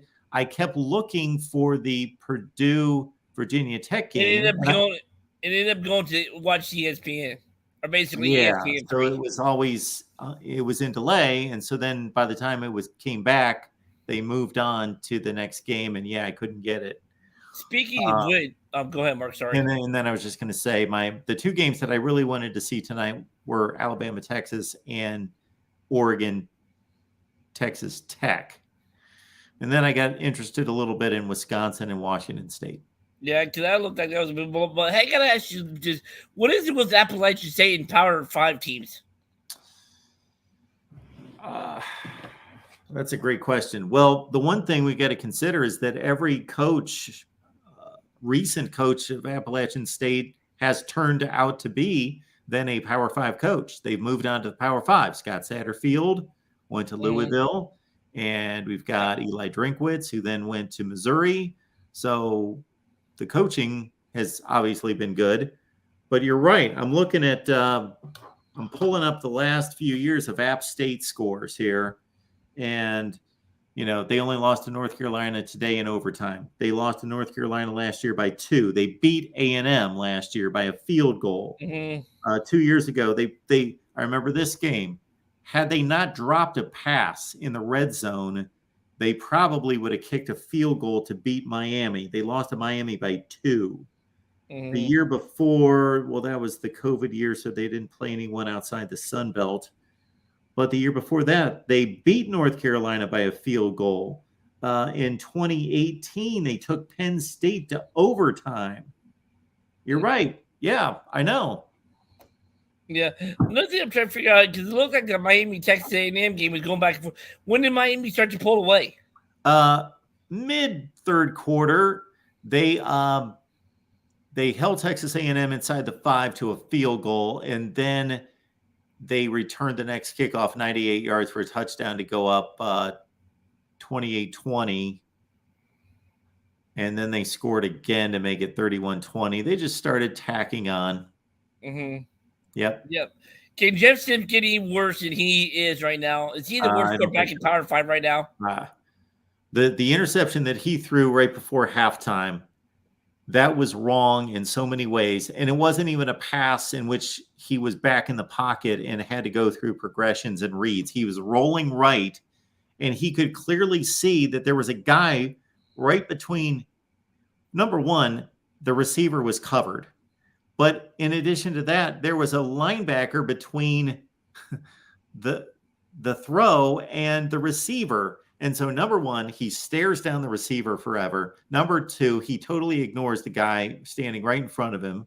And then number three, he needed to throw that ball way out in front, deep to the sideline, and he underthrew it, and he threw it late because he was staring the guy down. He did everything wrong on that play.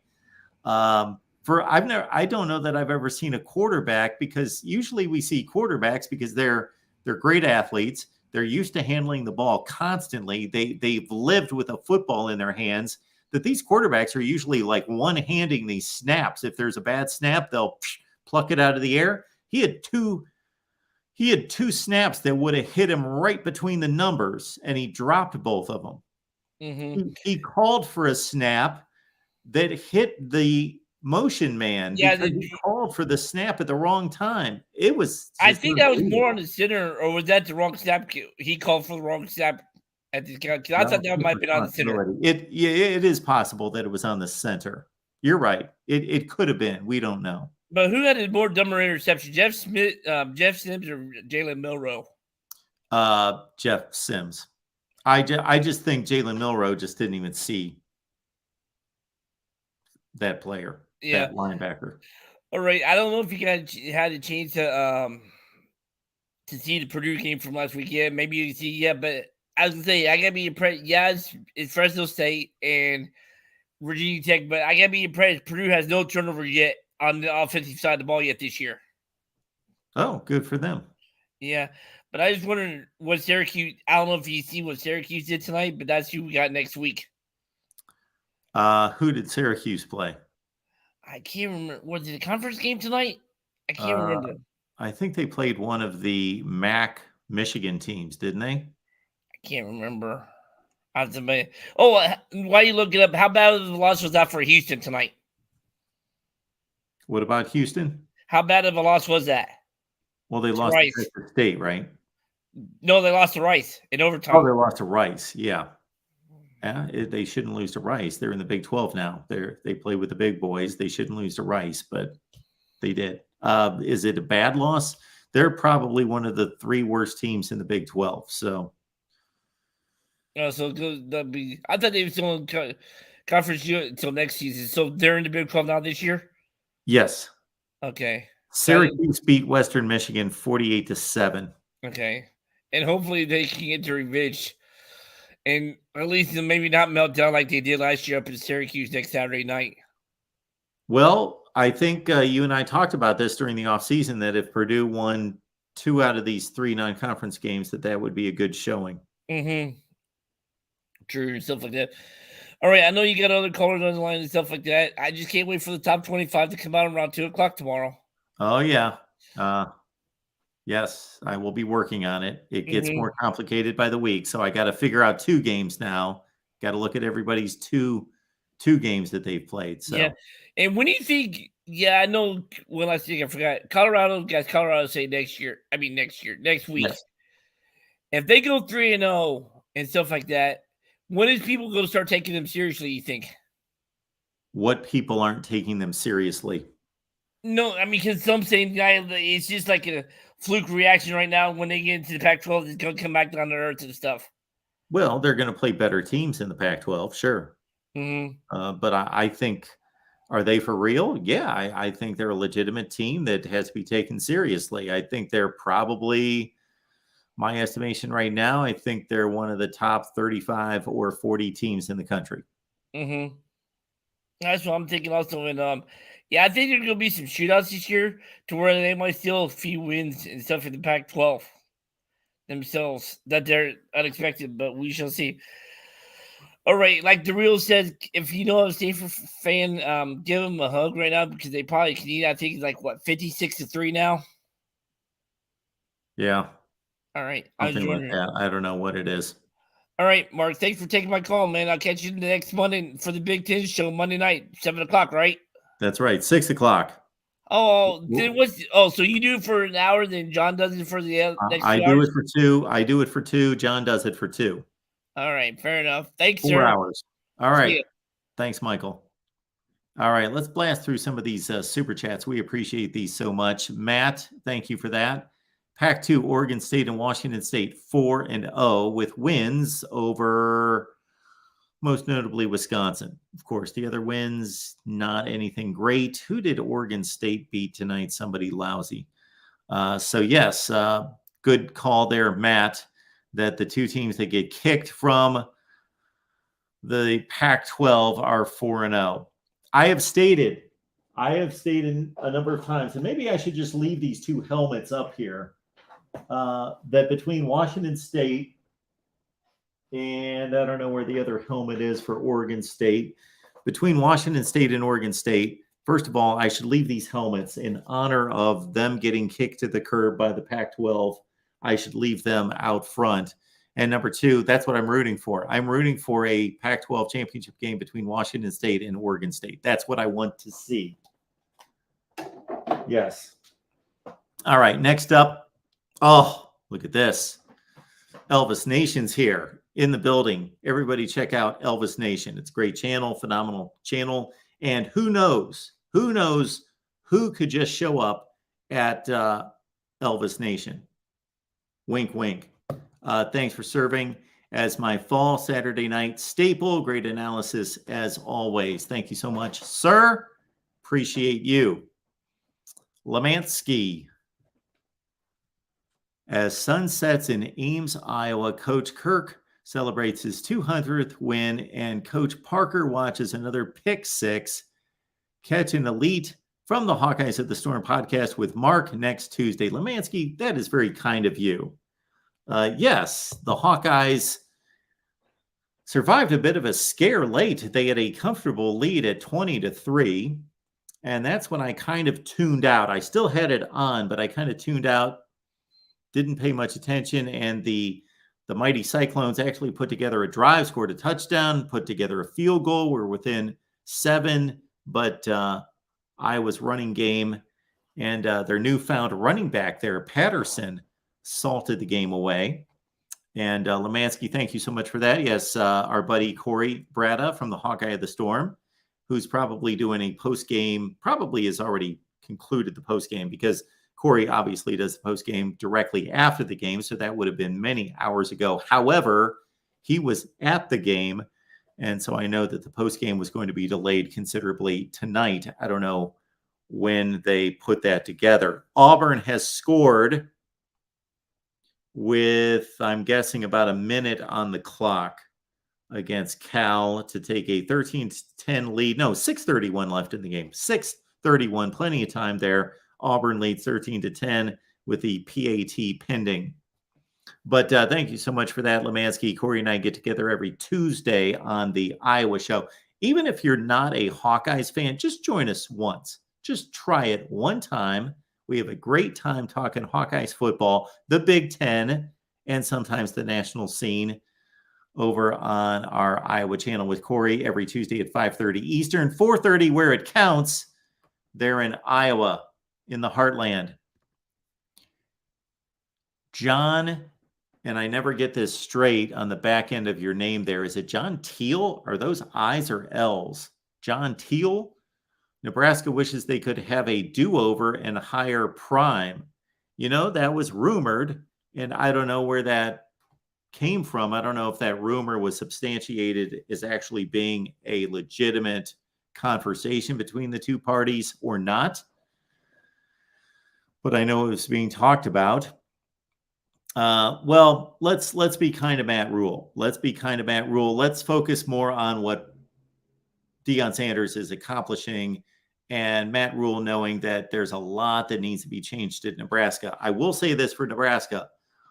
Underneath all the ugly offense, all the ugly quarterbacking, all the miscues and mistakes that were made, most of those go back to the quarterback, but they also missed a field goal off the right upright in that game when it was still a game, is that the defense, before their back finally broke in that game, and that's going to happen to any defense that has to face that kind of speed on offense and that has to continually be put out onto the field over and over and over and over with little rest, that they finally broke. That Nebraska defense played a second consecutive sound game. They are playing better defense right now than they've played since 2016. So that's something that's being overlooked because of the horrendous losses. But Nebraska's improved on that side of the ball considerably. But yes, Deion Sanders, you got to give it up for the guy. I do. I don't always like his style and approach. Don't always like that it seems he reminds us all the time that it's about the players, it's about the student athletes, but it doesn't necessarily seem to work out that way. But he is getting the job done. There's no question about that. Let me pick off the rest of these here. We've got Devonta Swirl. LSU and Wisconsin played week 1 of 2016. I remember it well. Yes, they did. That might have been the last big regular season matchup between the Big Ten and the SEC. Gotcha. Yes, we were discussing last big non-conference game between the SEC and the Big Ten. Yes, LSU and Wisconsin played actually back-to-back seasons in 2016 and 17. Yes, the first one was Wisconsin blew a 17-point lead, Melvin Gordon at running back, and LSU won that game like 28-24. Really good ball game. The next one, who was the quarterback at LSU? It wasn't Jordan Jefferson. He was long gone at that point. Shoot, I can't remember the guy's name. Just a scattershot quarterback, not a really good quarterback, just like an athlete that they played a quarterback at that point, and he threw a pick late in that game, and Wisconsin won the return trip to Lambeau Field. I want to say like 16-10. But Devontae Swirl, thank you so much for the reminder there. Yes. And then we've got Megan, Aussie 12. Thank you so much for your contribution. That's very nice of you, Megan. Voice of College Football. Greetings from down under, guys. Loving USC. Moment. USC. Somebody help me out with this. ARRGE. Is that an acronym for something? Moment? Loving USC in the moment, we'll say. But do you think we can maintain it against the stronger teams? If so, why? If not, why not? Well, to be very blunt and very direct and very obvious, the reason that USC would be able to play this well against the stronger teams is because offense. The reason that USC would not be able to keep this up against the stronger teams would be defense. USC probably is the best offense in college football. USC is the best quarterback in college football. They have a top 5 wide receiver room in college football. They have tremendous talent at running back and an offensive line that, if the offensive line stays healthy, they field one of the best offensive lines. Now, it's not very deep.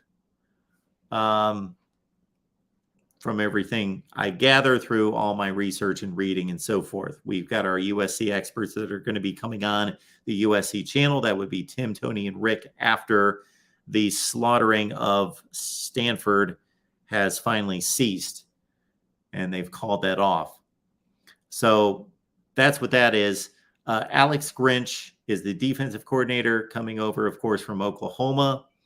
He has never fielded anything close to an elite defense, and the defense obviously is playing well tonight against a bad Stanford team, although that Stanford team scored 37 points last week against Hawaii. So maybe there is some hope for USC improving on that side of the ball. They certainly picked up enough viable transfers, high-level transfer portal additions on the defensive side to be much better on defense this year. So USC is one of the 10 or 12 best teams in the country. And then we've got Lemansky coming back with Nebraska. 22nd straight loss to a ranked team per the Big Ten Network. 22 straight. 0-22 against. And I would bet that 14 or 15 of those games were by one score. Not today, but most of them by one score, or a pretty large majority of them. 22 straight losses against ranked teams. Matt coming back. Thank you so much for the contribution, Matt. What do you think Ohio State and is that Washington State? Oh, Oregon State and Washington State. What do I think of their lawsuit? What think Oregon State and Washington State lawsuit to Pac-12? So I'm guessing either there's been a lawsuit filed that I'm not aware of, or is Matt asking about would I suggest a lawsuit? So if anybody out there knows what Matt's talking about, please let me know, because I want to be able to correctly answer his super chat. And then finally, we got Dave with, seriously, did the University of Colorado need to rush the field after beating a really bad Nebraska team? That was embarrassing. Dave. Colorado went 1-11 last year. Colorado was playing the team that they considered, despite not playing them on a regular basis anymore, they consider them to be their chief rival. I think that they were also celebrating the beginning of an era, the beginning of what they hope is the dawning of a new era under Deion Sanders. So I get it. You're simply taking it as is. A football team is rushing the field. Their fans are rushing the field after beating a bad Nebraska team that has not had a winning season since 2016. They're no good. Why are you rushing the field? You should be expected to win this game. Got it. But take it all into context, as I just outlined, and I could outline even more, that you have to understand that these people, just look at the site that was displayed in March for the spring game. These people are hungry, they're excited, they're hyped. And not only all of that, Deion Sanders delivered in week 1. And then they come back home and he delivers in week 2. Yes, Nebraska is not very good, but it's more about what that rivalry means to those fans long term, but also in the moment, what this win means to this program, and to do it on the home field in front of them, and to follow up what happened last week and to back that up and confirm it, it was pretty significant. And then we've got Daniel, who says, I think Archie Griffin is getting company, Mark, to Heisman Trophy. So Caleb Williams probably putting on a show tonight, which shouldn't factor too much into the Heisman race, but I totally get it, Daniel. Daniel is predicting a second Heisman for Mr. Caleb Williams, who I said a few minutes ago is the best quarterback in college football. I truly believe that. So I believe that he was justly awarded the Heisman Trophy. All right, let's keep it moving. We got Holden on the line. Holden, what's going on? How you doing, Mark? I am doing well. How are you? I am doing well. First thing, we were talking about, conference power rankings. I think it can still be a debate for who's the best, but I think at this point, because of the way they set their schedule, it can be no debate. The SEC is not going to be power ranked as the best conference this regular season because they do not have enough games left against other conferences. True. This regular season. Yes. Yeah. I guess if they go a very convincing record in the bowl games and in the playoffs, then it is possible that at the end of the season, maybe if things are very jumbled up, that they could jump their way back to number 1. So are you talking about the technical ranking? Or are you talking about I'm talking about just a power ranking based on results this season. Yeah, but are you talking about, there are official rankings out there that people do. There are various formulas. Are you talking about those? Or are you talking about like a nuanced look at the conference, taking the numbers, taking it within context and coming up with a ranking? Yeah, I'm talking about something more like I think what you normally do. Like, obviously, something objective, but I don't think anyone would argue right now that based on results this season, the SEC is anywhere near the best No. conference. They might be the worst, honestly, by results. They might be. Yep. The team that is the conference that's quietly not doing great is the Big 12. I mean, not the Big 12, the Big 10, because they just haven't played anyone. Yeah, well, the Big Ten really suffered its worst loss just a couple hours ago when Wisconsin lost to Washington State. I do not consider Purdue losing to Fresno State to be that big a deal, especially since they bounced back and beat a Power 5, a bad one, but a Power 5 on the road in Virginia Tech. And really, the Nebraska losses, or loss outside the conference, the score didn't look good, but I think it's very inconclusive, and there aren't really that many more games that the Big Ten's going to play outside the conference. Just off the top of my head, I feel like they have I think the Big Ten's going to play less Power 5 teams than any conference. Yeah, it feels like that they don't even play one per team in the conference. Like, are they? I'm not even sure they're all playing a Power 5 team. Michigan is not. Everyone else is. I know Rutgers plays Virginia Tech next week. They should blow them out because Purdue just beat them on the road. And, well, maybe not blow them out, but they should win. I would hope for their sake. Because Virginia Tech has got to be still one of the worst teams in the ACC. Probably, Boston College, Virginia, and then, Virginia Tech might be 13th. Yeah, everyone is playing one opponent except Michigan is playing no one. Well, I like what the ACC does. The ACC's probably got about 20 Power 5 opponents this year. I know what the ACC has 8 next week. 8 out of conference Power 5 games. And then 2, I think there's 2 conference games and 3 out of conference games against FCS Group of 5 teams. Yeah, as we all know, they've got 4 teams that play SEC teams the final weekend of the season, and that's not stopped Georgia Tech, even though they've got to play Georgia, from going out and scheduling Ole Miss. It hasn't stopped Louisville from, despite playing Kentucky, going out and scheduling Indiana. Florida has scheduled Utah in addition to Florida State, and who would be the other? Clemson, playing Notre Dame in addition to playing South Carolina. So, and Minnesota, UNC schedules a random game against Minnesota while also playing South Carolina. Yeah, Minnesota. I'm sure Pitt's playing. I think Pitt's got Notre Dame, and Pitt has Notre Dame, Cincinnati, and West Virginia. Yeah. Well, I guess at the time they didn't quite anticipate Cincinnati would be a Power 5 team, but here we are. You're talking me into producing a video bashing the Big Ten. I don't know. Like, I normally, in my head, the past years, me and a lot of the people I talked to about college football, we bash the SEC because they do this. They all play an FCS team week 1, and they all play a Power 5 and Group of 5 team week 2 and 3, pretty much. And then if they have a rivalry game, they'll play that later in the season. That's almost what they almost have a formula in the SEC, it feels like.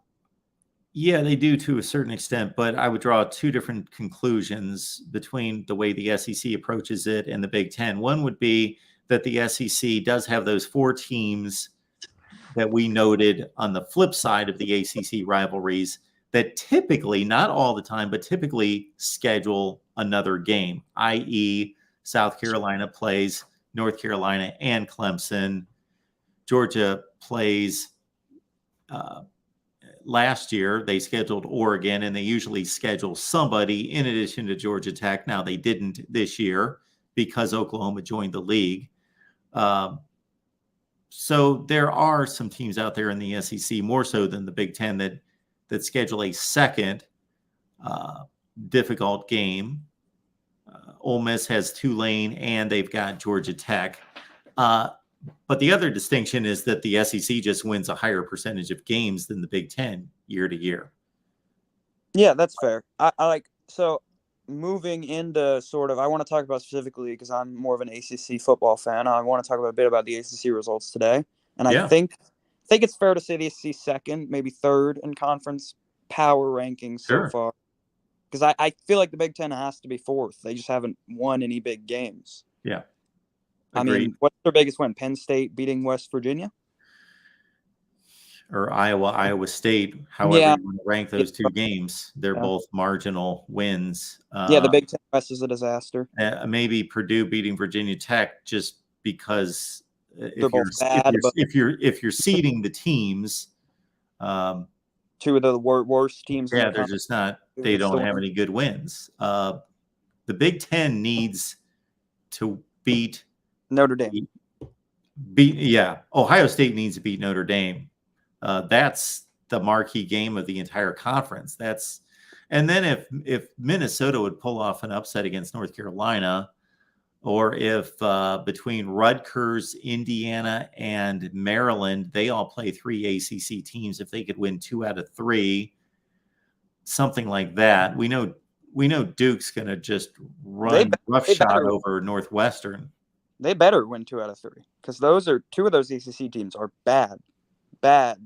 Virginia and Virginia Tech are not good at football. But neither is Indiana. That's Rutgers. fair. That's fair's good. I think they should. They have Indiana home. They should beat Indiana. I think they're playing at the Hoosier Dome or whatever they call it now, Lucas Oil Field. They're playing at the Colt Stadium. Yes, yeah, you're correct. Yeah, well, we'll see then. But Rutgers should still beat Virginia Tech, I think, and Maryland should obviously beat Virginia. And people think Maryland's at least a decent team, I think. Although they did struggle somewhat against the Charlotte team that has not looked promising since they've gotten promoted to FBS. Sure. Do you offhand know what the ACC's record right now is against the Power 5? I know it's 4-1. I know it's 4-1 against the SEC overall against the Power 5. Let me go count for you real quick. I'm on the ESPN app, so it is. Oh, this is not week 1. Hang on. Virginia Tech lost to Purdue. Yes. So games in conference don't count. Tennessee lost to Virginia. Virginia lost to Tennessee. UNC beat South Carolina. Florida State beat LSU. I think it was just 2-1 in week 1. And then this past week it was Wake beat Vandy 3-1. Are we counting Notre Dame? Yes. Okay. NC State lost to Notre Dame, so 3-2. Virginia Tech lost to Purdue 3-3. Miami beat Texas A&M 4-3. And Pitt lost to Cincinnati. So I believe it's 4-4 against Power 5 opponents. Okay. So getting into some of those games, NC State, Notre Dame, Brennan Armstrong does not look like a good quarterback to me. And I thought that was kind of obvious last year. Even on a bad Virginia team, he had one of the worst. Pretty sure he was one of the worst PFF graded quarterbacks in the country last year. Yeah, I don't know what happened to him because the year before 2 years ago, that, he was great. Yeah. He was great. For 400 yards a game, and then last year they had no talent around him, and people thought that's what it was. But yeah, today he threw 3 interceptions. And I'm pretty sure weren't multiple of those in the second half that allowed Notre Dame to pull away. Yeah, I saw most of that. I'm trying to think. I believe one of those picks was not his fault, and his offensive line did get generally abused by Notre Dame. He was under duress a lot. Yeah, I'm not. That NC State team, I think they missed that window last year. People thought they really could have been a dark horse. They've missed a lot of windows under Dave Doran. And anytime it looks like they can break through, they go 8-5. He's like the Brad Brownell of football. Like, he's good enough to just not get fired, but not good enough to ever take advantage of any talent he has, it feels like. And then let's see what other games were there today. Miami, Texas A&M. I didn't get to watch that one, but I know you did. What were your takeaways from that one? That Miami looked really good. I know Tyler Van Dyke was on the money, and he had supreme pressure. Considering that Texas A&M, of course, recruits out of its mind, and especially on defense. They didn't get anywhere close to him. He stood in a clean pocket all day and just picked them apart. I think Connor Weigman's a really good quarter. Oh, we're going back to Miami. Despite giving up 33 points, they had control of that game. I would say Texas A&M's last 2 scores were pretty much played out of desperation, where they had a shot, but it was a long shot. And the first two scores for Texas A&M were basically gifts on special teams. So Miami, I think Texas A&M's dysfunctional, but they still beat a really talented roster. Yeah. I thought it was a really good win. Yeah. So, yeah, I saw the stats for Tyler Van Dyke, so I knew that he had a amazing game, and I know it was close in the second half at one point, but I heard you say earlier they started to pull away there. You know who another bad ACC quarterback, Phil Dracovic, 10 for 32 against Cincinnati at home. 10 for 32. I expected more of him too. I liked him when he first hit the scene with BC, but he's hit a lot of injuries and obviously regressed. Yeah, I don't.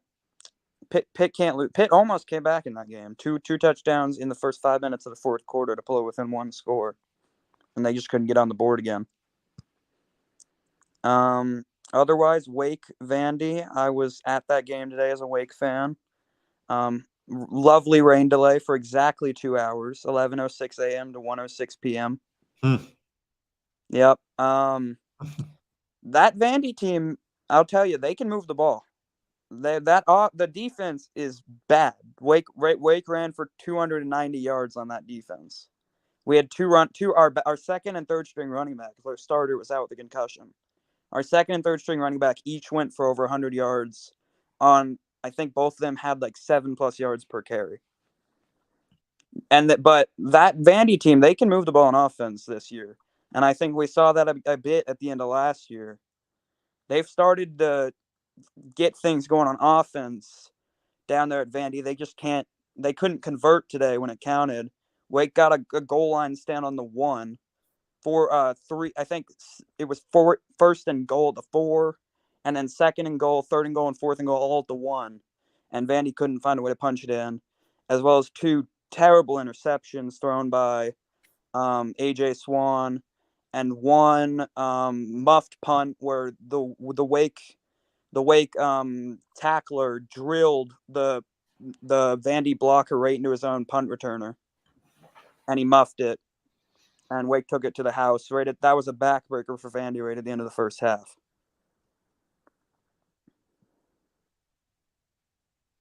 Yeah, I did not see any of that game. Yeah, I know you had said you were gonna try to catch the first hour, and then it was my intent to watch that since it was obviously right there for me to watch that and nothing else. But you got none of it. I wanted to go to the gym. I wanted to do this and this and that, and I got home and it was like I was just rushing around just to make the noon kickoffs. But I was thinking about that the whole time. I was thinking about our phone call, and I was thinking I should get myself back here so I can watch 1 hour of Vandy and Wake and learn a little bit more about these two teams. Well, all you would have seen is a horrible AJ Swan pass right to a Wake defender, and the lightning delay started at third and goal from the 6 for Wake, and you would have seen nothing else. You would have seen Boston College Holy Cross. That's the game that came on at noon. Well, I'm glad that I saved myself all of that, and I would not have seen any of the Boston College Holy Cross game because yeah. I flipped to the other games, but I saw that BC barely held on against Holy Cross. For BC, any win is a miracle. I don't care who they're playing.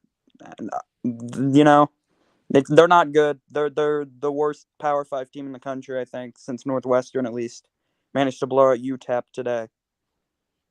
It's UTEP they played, right? I think, and that's the team.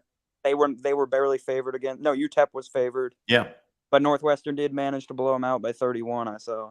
Yeah, but yeah. So I think that solidifies BC worst team in the Power 5, and Virginia right there with them. Really, those two dragging down the ACC. That I think otherwise is probably going to have 10, probably 10 bowl teams if I had to guess. Probably right around there, maybe 11. I think that's about how many bowl quality teams they have, and they 4-4 against Power 5 and winning basically all the other out of conference games. Yeah, it's 4-4, but I think it's a strong 4-4, and I think the conference won. Sorry, I think I stepped on you because you faded out there. I think the conference won the more important of the games. Yeah, they took the. I mean, it was generally, I think, a good slate of opponents. You weren't probably favored in more than 4 of those games, if even 4. And you beat some good teams. You won the LSU game. You won the South Carolina game. What were the other 2? They won the Wake beat Vandy still, so Wake still, that game was obviously a game that people thought maybe Vandy was going to be a bowl team this year. That'd be one they'd get. They didn't. And then whatever that 4th one was, who was it? Miami, Texas. Yeah, that's a big win too. Yeah, so I mean, it's really just against the SEC because Wake's 4-1. I mean, ACC is 4-1 against the SEC this year, and I guess it's just the rivalry games that are left now, plus that Georgia Tech Ole Miss game, which I'm sure Georgia Tech will lose by. Well, 30. no, there's a few other ones. So you've got Virginia, Maryland. You've got Virginia Tech, Rutgers. Well, I mean like ACC, SEC games. Oh, okay. Yeah, because there'll be almost all there's like 4 ACC, SEC rivalries, and then there's that Georgia Tech Ole Miss game next week, which I'm sure Georgia Tech will lose by 20, 30 points at least. Maybe. All right, Holden. Anything else? No, I'll leave you to it, Mark. I'll let you get to. I'm sure you've still got quite a few callers here, even though we're getting early into Sunday morning for most of us here. I did want to let you know, I think Oklahoma State pulled away in that game against Arizona State. We really had a schedule of some of the lower tier Power 5 teams tonight. I don't think that either of those 2 teams are particularly good in their conferences either. All right, Holden. Thanks. Talk to you later. Sir. All right. Let me see. I came into today at 16-8 against the spread. So let's see what we did here. I took Notre Dame to cover against NC State. So that's 1-0. I took Baylor +8 against Utah. That's 2-0. I took Iowa to cover 3.5 against Iowa State. That's 3-0. I took Washington State plus the points. So that's 4-0. I took Texas Tech. I got screwed on a bad beat interception with like 10 seconds left in the game. So Texas Tech did not.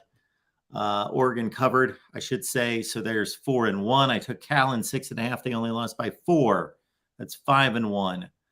I had Mississippi State cover 9 against Arizona. They did not. That's 5-2. I took Texas in 7.5. And so there is 6-2. Southern Miss and Florida State. I have no idea what the final. I know Florida State blew them out. Florida State, Southern Miss. 66-13. Crap. I just blindly took 31 points there. So there I dropped to 6-3 against the spread. Georgia won by 42. That's a push. Colorado covered. That's 7-3. Miami +4. That's 8-3. Tulane kind of screwed me late. I thought that I was in good shape with that pick as well. But they did not. Ole Miss did cover that. So then I dropped to 8-4, and then we've got Oklahoma -15.5. They covered 9-4, and Stanford is getting completely annihilated. I should have taken USC. That was a dumb selection right there. So it looks like I'm going to finish at it's 49-10 right now. So I would need. Let's see. We've got only 3.5 minutes left in the game. I would need Stanford to score twice. So that's not going to happen. 9-5 against the spread today. So that brings me to 27-14 against the spread. That's pretty darn good so far. We're off to a good start. All right, let's keep it rolling here at the Voice of College Football. Who's on the line? Hello? Who's on the line? Anybody? Going once, going twice. And we'll keep it moving. We got Jeffrey calling in tonight. Jeffrey, what's going on? I'm doing pretty good. Way past my bedtime here. But I thought something that was pretty funny that you mentioned, that you with A&M Miami, several times you've forgotten about that game. And it's hilarious. So you just like, what's that other game in the 3:30 window? And it's like, yeah, the overrated game, A&M Miami. I watched that game was good.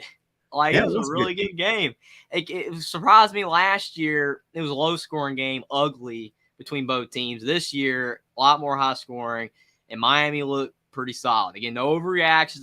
I'm not thinking Miami is legit, like they're fantastic or anything, but it was a really good win for them, and I did like that game. But to give my family some fan service here, Alabama and Texas. I know you've had people talk about it before, and I usually talk about the underrated games and all that kind of stuff, but I got to talk about this game because the first time that Nick Saban has ever led, or some stat anyway, like by, I think, but no, actually it's losing by 10. That's what it is.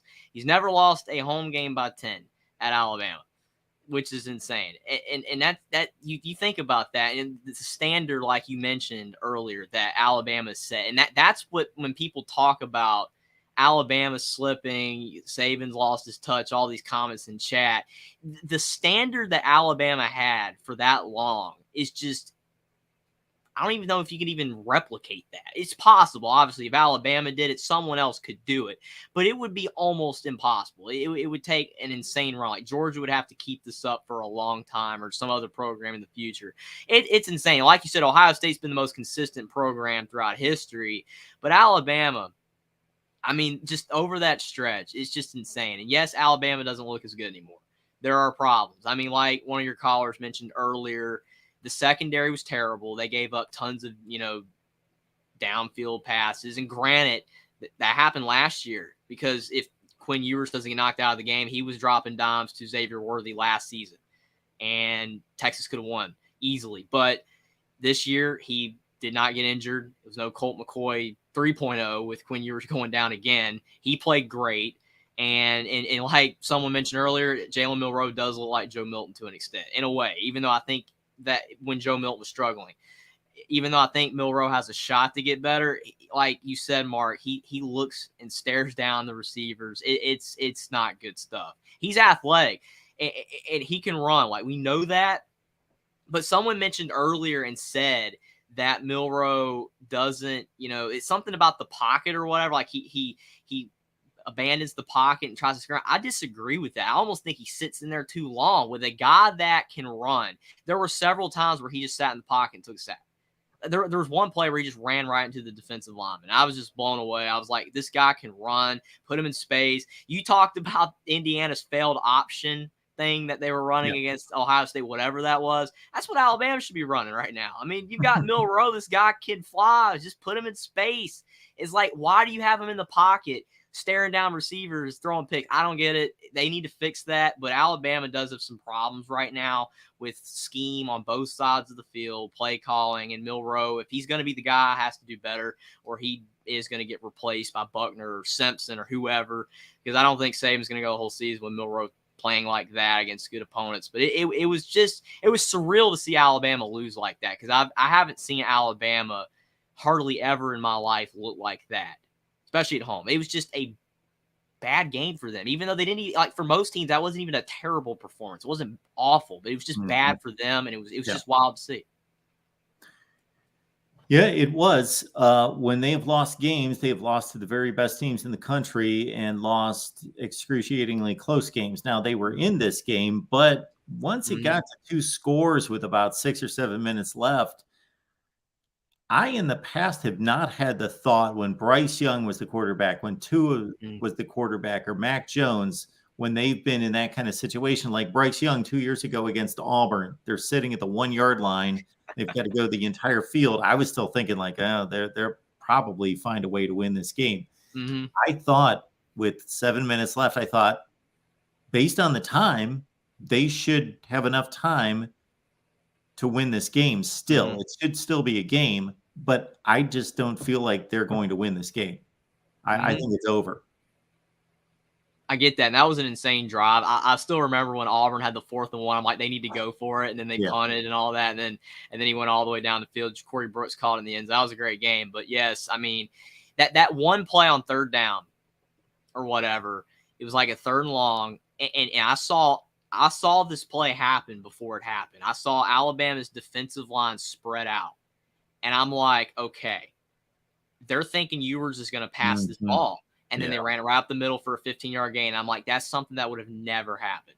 Alabama, Leonard Fournette ran for 15 yards in a game for LSU against Bama like 5, 6, 7 years, however long ago it was.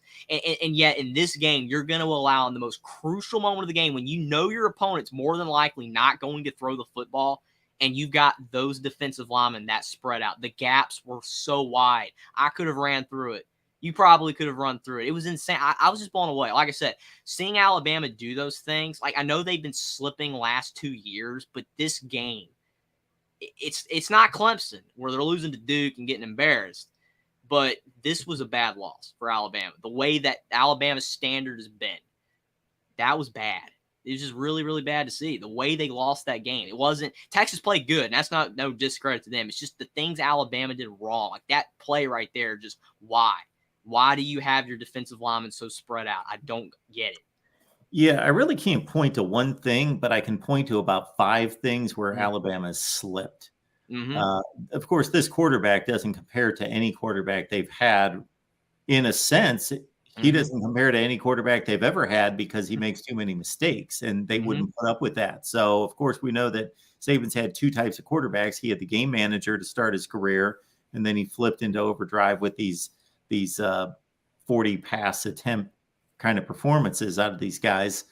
And Milroe makes too many mistakes for any of them, and doesn't have the ability to read coverages and go through progressions to make the right decisions. He hasn't learned that. I thought maybe by winning this job and Alabama not going out and getting a transfer quarterback, I know they got Tyler Buckner, but not getting a transfer quarterback who was going to be able to, like an obvious, we went and got Sam Hartman, he's the starter kind of guy. That they had that much faith that Milroe had made that much progress to be that guy. So that's where they've slipped. That's the most obvious, but they've slipped in regards to some of the things you're talking about. Like all the guys that are touching the football were highly recruited, high 4 stars, 5 stars. They haven't slipped in recruiting, but none of those guys scare anyone. They're good players. They're athletes, but there's no Devontae Smith. There's no Najee Harris.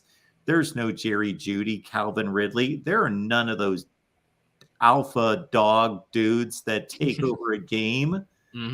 They don't have those guys, and they haven't had them for the last couple seasons. And then the offensive line is not up to Alabama standards. The defense, the only thing I would say about the play that you're pointing out, I know Herb Street made the comment that he thought, okay, the conservative approach, the traditional approach in this situation is you run the ball. You're up by 2 scores. So even if you have to punt, you keep the clock running, you run the ball, and then you don't put the ball in harm's way. But it is Steve Sarkisian. He's an offensive-minded guy. He's got a quarterback that he is ultra talented. I don't know if he can trust him at this point. So I think Herb Street thought he was going to throw the ball. He made that comment. But what they did, they ran a very basic play, but they ran a lot of motion and a lot of window dressing around it. They had guys flying all over the place that kind of spread them out. And then boom, they just shot it straight up the middle. And that was your ball game. Yeah, it's just not a play that Alabama normally would be able to would give up. Like even against Auburn 2 years ago. No. And I know Auburn is not probably even then is nowhere near as good of a team as Texas. But it was like 3rd and 3, and Auburn ran the ball, got 2 yards, and they punted. It was 3rd and 7. Alabama never gives up 7-yard runs up the middle. Like I remember, like I said, Leonard Fournette 15 yards in the whole game. Like that's the type of Alabama defense they used to have. It's the way they used to play. It's just not the same. And Jalen Hurts, I heard comparisons him and Milroe. The thing about Hurts is that like he was kind of a game manager in a sense that he wouldn't force the ball down the field. Like I remember Kirk Herbstreit talking about how Hurts would have several deep balls that he could have thrown to guys wide open that he didn't. And it felt like he was keeping Tua at bay for that job that year. And he did until the national championship game. Tua came in. But see, Bama don't have that. Like you said, if Alabama was going to get a transfer, it would have been a guy that was better for sure than Milroe, like Hartman or Van Dyke or even Drake May or somebody, something like that. They didn't get that. Buckner, I thought Buckner was going to win the job. I actually did because since Tommy Rees and Buckner, Notre Dame, the connection, I thought that was who they were going to go with.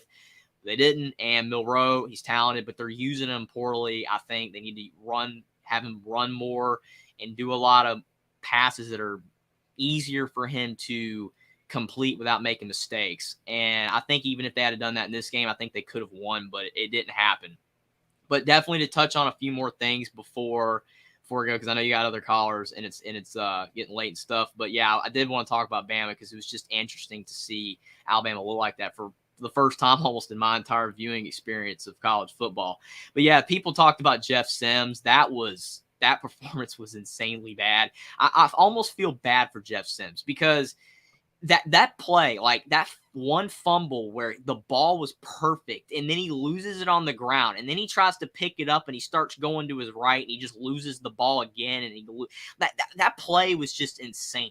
Like nobody makes that mistake like that. In a non-pressure situation, it's like the second quarter of the game and I'm just like, what in the world are you doing? Like, hold on to the ball. It's like someone greased his hands with butter. I don't know. I was just blown away how bad that. I know the pick was bad. It was bad, but that fumble was insane. Like the one fumble, worse than the other one. Nebraska. You talk about teams that have talent, but it's mismanaged to death. And granted, Nebraska doesn't have nowhere near the talent A&M or Miami or any of these other teams do at this point anymore. But they're still a decently talented team. They just blow games. They choke. They fall apart. And I thought it would be a one-score game. I think I said to you the other night because I thought that's what Nebraska does. Wow. They got destroyed.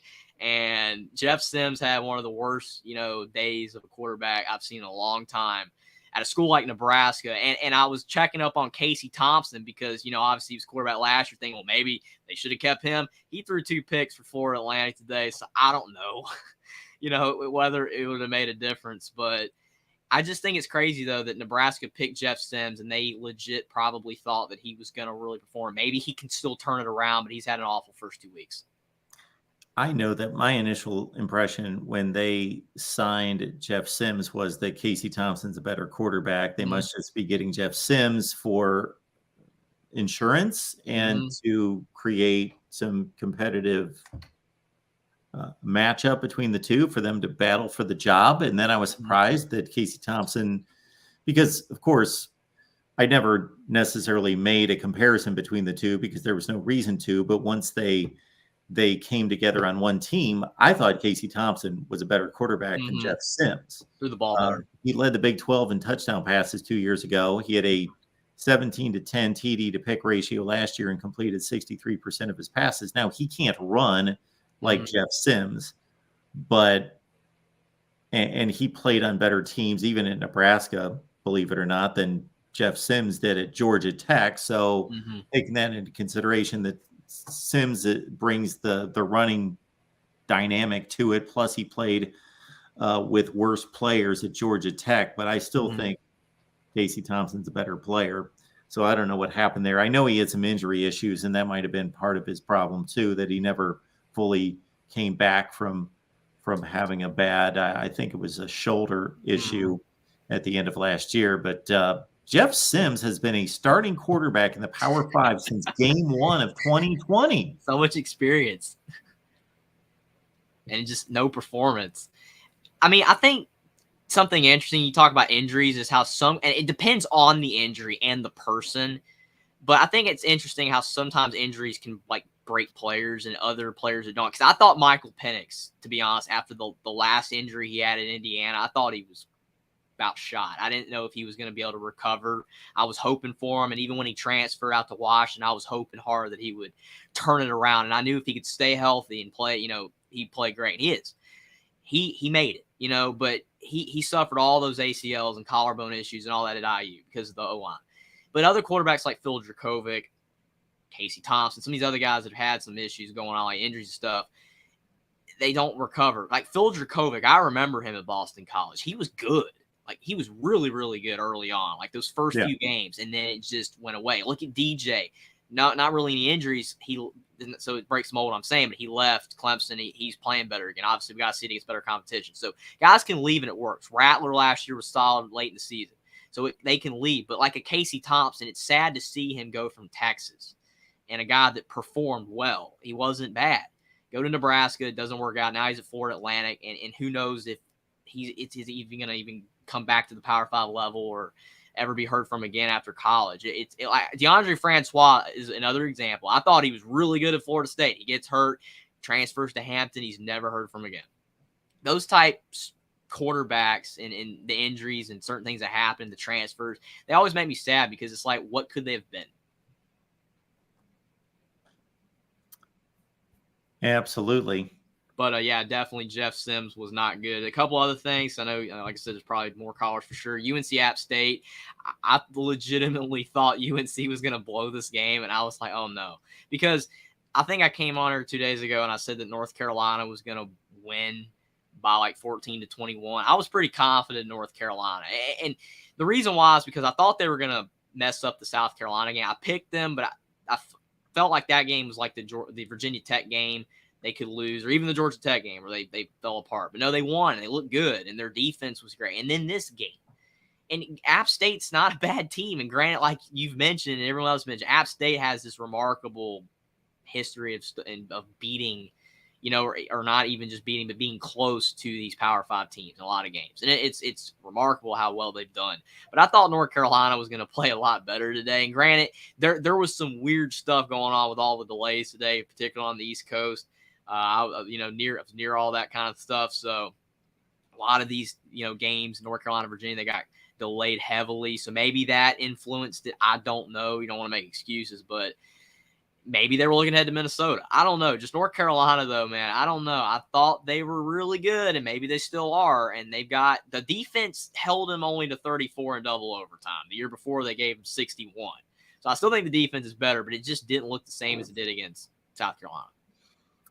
Yeah, that App State record is something else. And when somebody asked me a few minutes ago to explain it, the only thing I could come up with is that they've consistently moved their head coaches on to Power 5 jobs. So obviously they've done a great job of hiring head coaches. Mm-hmm.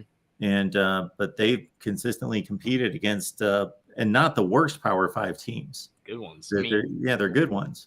Mm-hmm. They're not playing Alabama and Ohio State, but they're playing good teams. Yeah. And it's supremely talented A&M team, and they beat them. It's crazy. So I just thought that game was a lot more interesting than I thought it was going to be. Glad UNC pulled it out, obviously, but it was a good game. But makes me question Carolina. The other thing I thought was interesting, too, was Jake Dickert. His comment after Washington State won that game, and he said, we belong in the Power 5. And I'm like, okay, Jake Dicker, I agree with that. But you belong in the Power 4. Not the Power 5, because it's gone. Power 5's history. The Power 4, go to the Big 12. Somebody take Washington State, Oregon State. I talked about this about a week ago. I said that a conference needs to take them. Whether it's the Big 12, whatever. Some conference, particularly the Big 12, should do it. Someone said to me that it's all about the money. They're not going to do it. And I literally said when I was talking about it that I know it's about the money. I get it. Like, everything's been about the money. I even mentioned it when I was talking about it. It's about the money. But still, if you take Cal and Stanford, it's the academics. I get it's California. You got to take Washington State, Oregon State. You got to do it. I mean, it would just be wrong to leave them out to dry, put them in the Mountain West. I don't know. I mean, again, I know that things aren't fair and stuff, but I think they should be in the Big 12. They're good enough. Things aren't fair, and your point would be well taken if it was an organization that was all under one umbrella. But whose responsibility is it to take them? Nobody. It's no one's. I agree. There's no obligation that the Big 12 is like, well, you're not making enough in academic revenue. You're not making enough football revenue. Your basketball teams are terrible. Everything else is horrible. Like, it's just, you're not worth it. The TV markets are bad because you're in smaller town. Like, I get it why it's not viable or whatever. Because, I mean, you like Arizona and Arizona State, they're in big cities. Like, I get in like Cal Stanford, they've got California, the academics and all that. I get why Oregon State, Washington State don't have appeal. But it would just stink because, to me, if they get left to dry, they officially do not get added to the Big 12, it's going to make that precedent a lot easier for those ACC teams if that conference gets picked apart, for those teams to get left behind. A lot easier. Because they're going to be like, well, Oregon State, Washington State got degraded. Well, Boston College, your history. Wake Forest, if we don't think you're good enough, your history. It's just they're not gonna be able to go anywhere, and then they're gonna be down at the American Mountain West level, and they'll never be considered power any 3, 4, 5 teams again. They'll always be relegated to that. Because I think once all the realignment's done, and I don't know how it's all going to shake out, because I've even heard people saying that some of the bottom teams in these conferences are going to get knocked out. Like Indiana could get knocked out of the Big Ten, which I still don't see, but people have said that. Once all this realignment's done, and the teams that are not in the Big Ten or the SEC, or even if the Big 12 and ACC are still viable, or if it's just the Big 12 or the Big 10 SEC, whatever, they're never going to be able to make the jump up. I don't see it. They're always going to be gone to, destined to be in the lower tier conferences. And then it's going to hurt them, because like if Oregon State, Washington, they go to the Mountain West, they might dominate those conferences and all that, and they probably wouldn't even dominate them. But if they went there, the money's going to be less. So then they're just going to degrade. They're going to fall way below the rest. And they'll never be on the same footing again. So they have to join now, the Big 12. If they don't, it's over. Yeah, I only know that there's going to be more movement. I do know that. And the Mountain West Conference commissioner was at both of those teams' games last weekend, and she was on television just talking about having those negotiations and wanting those schools to be. She wasn't that upfront about it, but just expressing their interest in taking in those schools. In terms of how that works into a playoff and who maintains those automatic berths, if it goes well beyond that, we know that there is no more Pac-12 conference, regardless of what anything is mentioned or what anything is named. It doesn't exist anymore. Even if the Mountain West would technically join the Pac, and it would be but under legalities and the way the contracts are written, I don't know what has been determined in those contracts that could possibly spare a beefed up Mountain West to get a playoff spot. I don't know. I don't know what's in the contracts. Well, I mean, it wouldn't make sense. I mean, there wouldn't be a team in most years that would even be good enough. I mean, No, most there's years not. it would be sense, impossible, but I because don't know they're not what's going in to the play. contract. They're not going to play anybody, that's really that great outside of each other. I'm not arguing the practicality of it. That's obvious. I'm just talking about, I don't know what the contracts state. Because the more and more that this realignment happens, the less that these non-conference games are even going to happen. The good ones, because you're playing, a lot of these conferences moved to 9 games already. I've even heard some moving to 10, which would be insane. They shouldn't do that. But it just makes it where it wouldn't be worth these teams playing these other really good non-conference teams. It just wouldn't work. And then the Mountain West, that would hurt them even more, even with Oregon State, Washington State, because like I said, then they'll only play each other. You're basing it off of each other. So it's basically like, even if you had an undefeated year, it'd be like a UCF in the American in 2017. It would be the exact same thing. No one would even take them seriously. It'd be like the Beavers, they're undefeated and they're ranked 6th. People would be like, it doesn't matter. This is a fluke. They're not going to do it again. They're going to get blown out against a Big Ten or SEC school. Well, I understand your comment about the 10 conference games, but the 10 conference games may be needed because the conferences are so large that you can't justify your conference championship if you don't play enough games. Well, that's true. And see, this is where all this is like, my brain just wants it all to go back the way it was, even though it never will, because it's just too insane. Because if you have 10 conference games, how are these bad teams going to make a bowl game? Like, I know they barely do anyway, but like, you're really crunching the numbers here. Okay, you play 2 bad non-conference games, and then now you've got to win 4 of these games. Like, it used to, like old SEC, it's 2. You if you have an easy non-conference schedule, 4 bad teams, you just got to beat 2 of the worst teams in your conference. You're in 6. Like, the ACC is an even better example of the teams that do not play those tough out of conference SEC teams.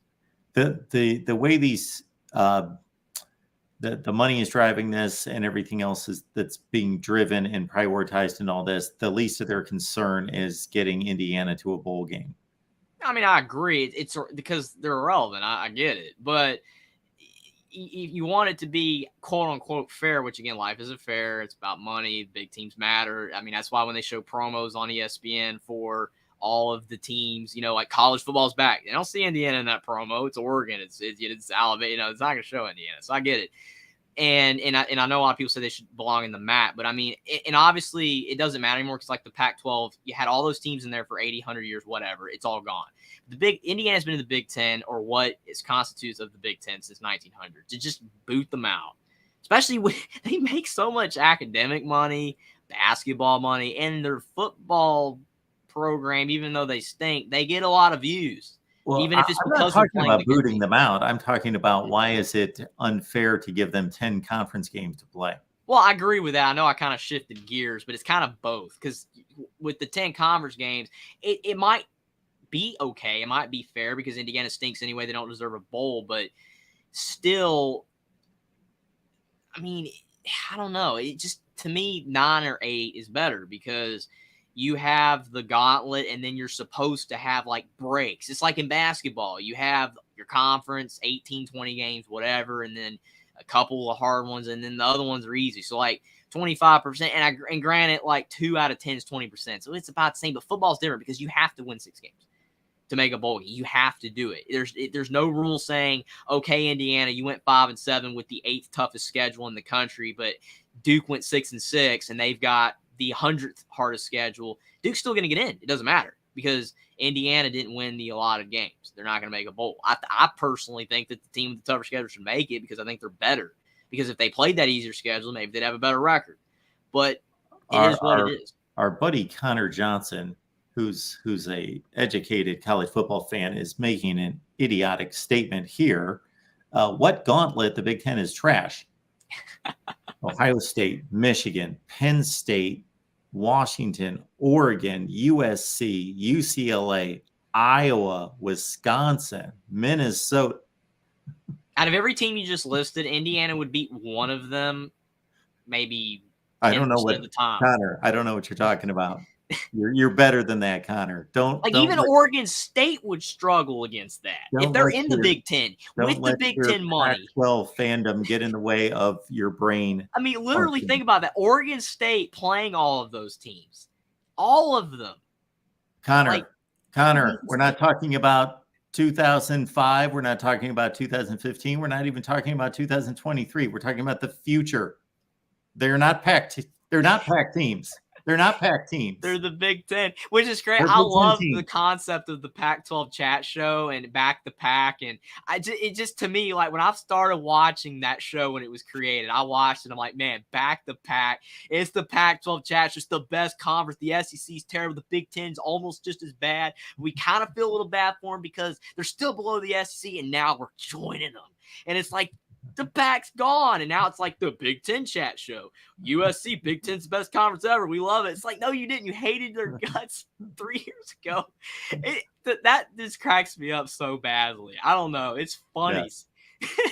the Pac-12 eviscerated quicker than almost anything I've ever seen in my entire life. Yeah. Like you talk about something dying, going away. It takes time. No, this thing just completely fell apart. And like something you said the other night really stuck with me when you mentioned how that Pac-12 could have prevented this. Add the Big 12 teams. They could have done it. They had the opportunity to poach them before they added the teams they did, and they didn't even do it. And it shows you the way they felt about the conference when they're, again, as I will reiterate, and the network's gone after this year anyway, it wasn't on anyone's television station. It's the only one that I didn't get, the Pac-12 network, and now I don't have to worry about it. It's gone. And they didn't put it on anything. What's ironic about it is we're talking about smarter people than I.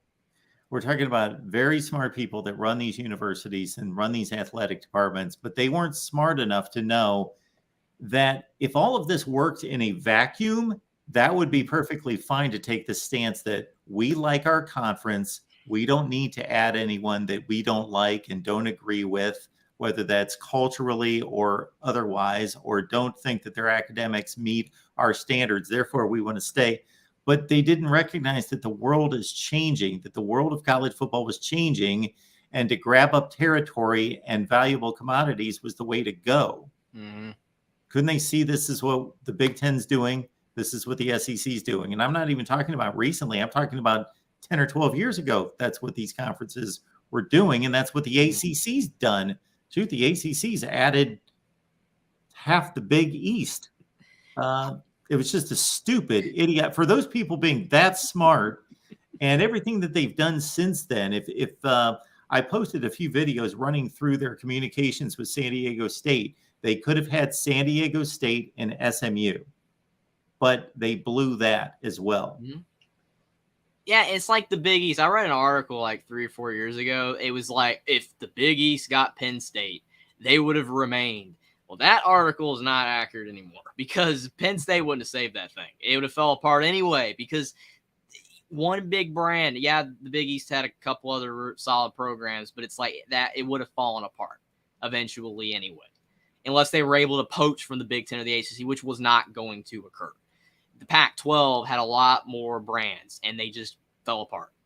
And even though the ACC and the Big 12 have done everything in their power to stay relevant and in existence, doesn't mean they're safe, especially if the Big Ten and the SEC want more. Now, it's possible they don't, outside of the remaining ACC teams that are really viable, because of the fact that you add these teams, it's just going to make the money split even more ways, and it's not even going to be worth it at this point anymore. But, yeah, I mean, the Big East would not have been saved by Penn State. The Pac-12 just completely collapsed in a span of a month. And here, if you count the UCLA moves, but really that month there, it's just crazy. College football's never be the same. We all know that. It's already not. But like I said, we're all going to still watch. It's just crazy, though, that there's things that could have been done to maybe prolong it. Maybe the inevitable still would have happened because, again, money at the end of the day is driving everything. It always has throughout history, but it seems it's at the forefront even more in 2023. And you talk about the future, it seems like it's going to be even more, important to everybody in the future. Like, it's going to be the only thing, and it shouldn't be. The passion, the culture, all that stuff about football in the past, the history is one of my favorite things to talk about anyway. And it's like that stuff matters, not what just happens today. That's why you talk about, like, you had that series that you said that was, an interesting thing that you did with the reviewing the champions or whatever throughout like the 90s and 80s, that series that you did and all that, like who should have won, something like that. And I mean, stuff like that I love too, because that matters. Even though, like, okay, Colorado before this year wasn't relevant. Okay, they won it in 1990. They still won a national championship in 1990. That's cool. That's really, really cool. And stuff matters. And who they play, like you said, Colorado, Nebraska is a great rivalry. Even if it hasn't been played in a while, that's why it mattered. You're right when you mentioned them storming the field. That's completely understandable why they did. It's just all that stuff matters. And I'm rambling too much, but it's just it does to us. It matters more than the money and the dollar bill. Absolutely. All right, Jeffrey, we appreciate you being here. Thank you. I really appreciate it. And the last little quibble before I go is just, I've seen a lot of people in the chat saying prime time to Bama, Dabo to Bama. Nick Saban has one of the worst losses he's ever had at Bama, and he's already supposed to be out the door. It's Ryan Day all over again. Yeah. So right, thanks for having me on, Mark. Thanks. I appreciate it. All right. We got Connor. Connor, you're making too many dumb statements. You're smarter than this. You should probably call the show. So here's the deal, Connor. Connor says Mark's pissed because he knows the Big Ten needed saving. The Big Ten didn't need saving. The Big Ten was fun. Like, if the Big Ten added no one, so there's a lot wrong with this statement. It's totally unfounded. So the Big Ten did not need saving. Do you think Ohio State, Michigan, Penn State, and all those schools needed saving? No, they are just taking what's left that's there. If the Big Ten needed saving, the Big Ten would have been running after USC and UCLA. The Big Ten would have been running after Oregon and Washington. No, USC and UCLA ran after the Big Ten. Washington and Oregon begged and pleaded and ran after. If the Big Ten needed saving, they wouldn't be going after schools and giving them half the share that they're giving everybody else. Why would Oregon and Washington be latching onto a conference that needs them and be making half as much money as Rutgers? That makes absolutely no sense. The only thing that's accurate about your statement is that I am somewhat pissed but you have no idea why. I'm really pissed because the Pac-12 doesn't exist anymore. That's really why I'm pissed. I have no reason as if you consider me to be a Big Ten fan, then why would I be pissed? Because they're making the most money and gobbling up the best football programs in the country. Why would that doesn't make any sense? So number one, I'm not pissed. Number two, if I am pissed, I'm pissed about the Pac-12 screwing up their conference. I'm pissed about the conference being mismanaged to the point that it no longer exists. That's what I'm pissed about. A Big Ten fan would have no reason to be pissed. They're making the most money and they're securing the best football programs that are left on the table. So that would put a big smile on every Big Ten fan's face. And no, Wisconsin was not the fourth best team in the Big Ten last year. They went 4-5 in the Big Ten. So it was kind of difficult for them to be the fourth best team in the Big Ten. Buckeye Mike, how you doing tonight? Hello, Buckeye Mike. Going once, going twice. All right. Next up, we got Will on the line. Will, how you doing? I'm doing good, Mark. Great day of college football, some great games. Unfortunately, my power went out during the post-game show, but I was able to use my phone. That was a bit of a frustrating moment, but otherwise, great day. Yes, absolutely. So what do you got?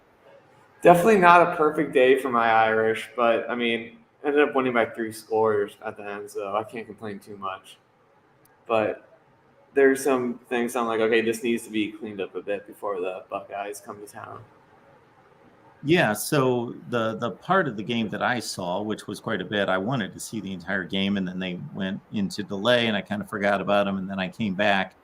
And then, of course, once they stretched it at the end, I was done with it. So I thought that they harassed Brennan Armstrong quite a bit into a lot of those mistakes. I thought they had a really good pass rush. Their running game was, of course, I don't know what the numbers are, but their run game and their offensive line, I thought, played well. Besides that, Hartman's numbers were good. I never am concerned about him. So what needs to be cleaned up? Just the slow starts is frustrating. The most part. I mean, on offense, like going 3 and out twice. I mean, Tony Gibson's a good defensive coordinator, but still, it was still a little frustrating. But overall, and the offensive line wasn't perfect. I mean, Sam Hartman did have a fumble, but overall, I thought the defense played very well. There are some sketchy calls. I'm like, okay, is this ACC bias with these refs? But it didn't. Notre Dame was never really in danger. No. Because of those calls. But, yeah. I mean, people were – sometimes I just check social media and Notre Dame fans were like, oh, it's the end of the world. And I'm like – but, like, yeah, it still ended up being a nice 3-score win. That Cal-Auburn game was frustrating because I was pulling for Cal. Yeah. Kicker for Cal, 1 for 4. Oh, did he miss that many kicks? I just saw the last one. Man, if you would have made just 2 of them, Cal could have won the game. Yeah, that's tough. Yeah. But could have sent the SEC down to another loss, and they barely beat Arizona, too. Yeah. I have to say something about Nick Saban. This might get people riled up. Yeah. But I feel like it's not as bad as Dabo, but I feel like he's kind of losing it a bit in the sense that I feel like he wants to have too much control of the offense and the defense. And I feel like that's why he hired Kevin Steele and Tommy Rees, because they're not good enough to – I mean, they're decent coordinators, but they're, like, not good enough to be able to, like, do their own thing. They're, like, relying on Saban and his what he likes to do. I feel like he just got to just let it go and hire – like good young coordinators to call the plays and set up their defenses and offenses. And I feel like Alabama can get back to what they were. Yeah. Well, when he hired Tommy Rees, I thought, okay, what has Tommy Rees shown Nick Saban that makes him believe that he's going to be able to keep up that offensive pace that they've set over the last 5 years? And maybe Tommy Rees is that good and he was just hamstrung by lack of playmakers at Notre Dame, or fill in the blank at a quarterback that wasn't elite. But what could he have possibly shown Nick Saban, either in an interview or on tape, that would have shown him that I really am at the cutting edge of this sport? Like, I didn't get that. The Kevin Steele I didn't get, from the standpoint that Kevin Steele's got a long career. He's accomplished a lot, but his best days are behind him, and he's not had good recent seasons. Yeah, I mean, last year's Miami it was more the offense was the problem, but still his defense was nothing. I mean, it fell apart against Middle Tennessee State and Duke. I mean, that for me, that's just not hireable for a blue blood program such as Alabama. Yeah, not for a team that and there were other problems going on at Miami. And anytime you've got a first-year situation, that's difficult to coach to. But at the same time, when you've got Miami talent, which is top 15, and you can't contain the likes of Duke and Middle Tennessee and other teams, then that's not a good sign. Well, I got one more question for you, Mark. Yep. Who do you think is more likely to make the playoff? And if they make it in, win a game against Georgia, Texas or Florida State? That's a great question. That is a great question. I think that Texas is more likely to go to the playoff. Yeah, I agree. Because I just think that and I said this all off season, I think on paper, and now they've proven it against the best team on their schedule, they have a bigger gap over everybody else. I know that Clemson looked awful 2 weeks ago, but Florida State's still going to have to get through some combination of Clemson twice or Clemson and somebody else. And there are enough capable teams in the ACC to possibly give Florida State a run. But once they get to the playoff, I think that Texas's roster is better. I know that their roster is better. I think this Florida State group, though, I think that they've been gunning for this year, and a lot of them came back that could have gone to the NFL, and so I know that they've proven a little bit more to me at this point than Texas. Yeah, I agree. I would tend to lean on Florida State. Yeah. Oh no, I just really like what Alex Atkins is doing and all of that. I think Mike Norvell is a very strong staff. So I definitely think that, for me, that pushes them a little ahead as well. All right, Mark. Well, another great day of college football. Next week's, I feel like, isn't as strong of a schedule, but hopefully there'll be some sneaky games in there. Oh, there will be. There'll be some teams that shoot up. There's a lot of non-conference games that are just kind of there. That for me, compiling all the conference records and all that business is going to mean something to me, but it's a lot of Maryland, Virginia, Rutgers, Virginia Tech kind of stuff going on. Yeah.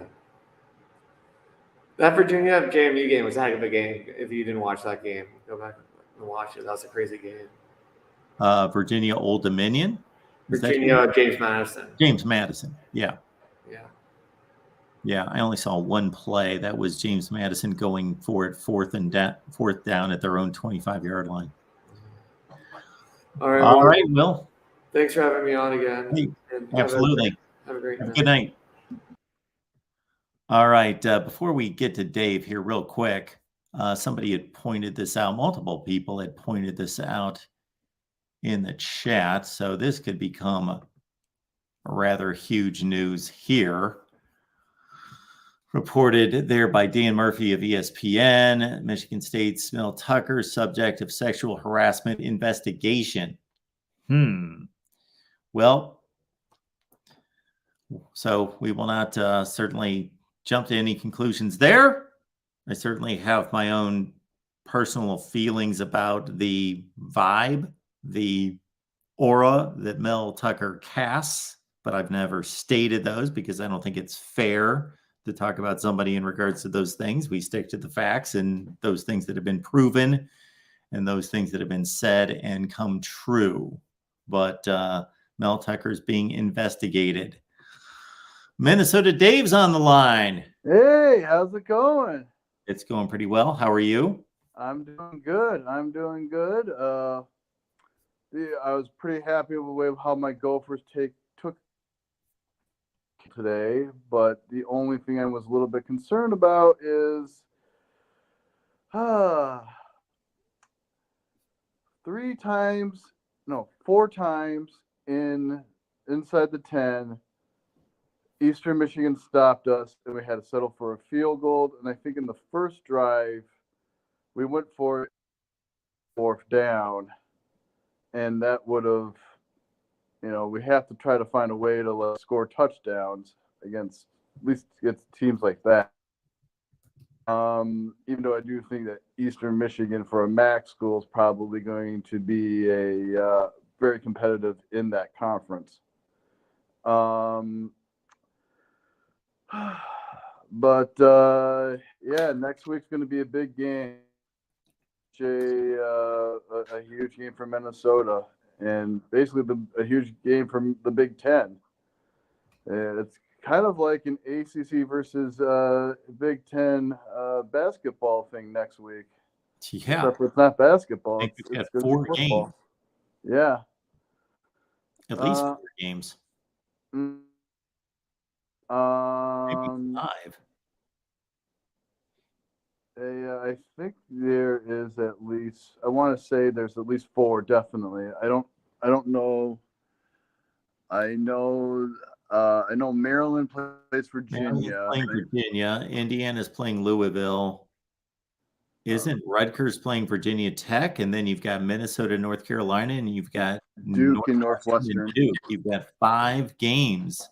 Yeah, and then next week or the week after that week, it's Notre Dame going against Ohio State. Yes. So yeah, it's almost put up or shut up for the Big Ten, at least for the power rankings wise. Michigan State plays Washington. Oh wow! And now I just heard you just said they had a sexual. The coach has a sexual scandal going on right there. Well, there's an investigation going on apparently. Mm-hmm. So anytime that happens, you can expect that whomever's come forward, there's probably going to be about 18 more come forward. Well, that's what I'm not. Look what happened with the women's gymnastics team. Yes. A couple of years back. Gosh, did you watch the Baylor game? I had it on. I wasn't really focused on it. Then I got interested late because it was crazy ending. Kind of exciting. Yeah. It was a crazy ending. Do you think that was pass interference? Yes. Yeah, I do too. I'm surprised that they did not call that, but they let them play. But sometimes you just have to call someplace like that near the end. Sometimes you got to call it, especially when you're not. By calling that, you're not deciding the game. So that would have been a 15. So they were at like the 25 or 30 yard line. If they rightfully call that pass interference, that is only going to give Baylor another shot and going to give them half the distance to the goal line, or 15 yards, whatever it would have been. Mm-hmm. And so it's not like you're setting the ball at the 2 yard line. Yeah. It's the NFL, and you just then let them play another play, and hopefully nobody interferes with anyone, and it's a clean play, and you can see who would have come out on top. Yeah. Yeah, it was that was good. Probably the best of the day games. Half of them, because of the East Coast, was being rained out or under like severe weather. Yeah. Purdue. I'm surprised Purdue won in against Virginia Tech. I after the way they played against Fresno State.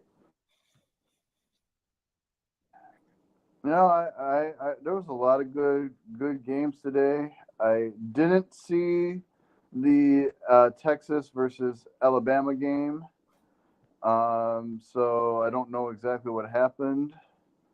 But I kind of wish I did watch it because near the end, at least, because the Gopher game did get boring. But I'm too much of a Gopher fan to switch off. Well, good for you. Yeah, and it's finally nice to basically get over my COVID. I had COVID for pretty much the whole week. Oh, yeah, that can be rough.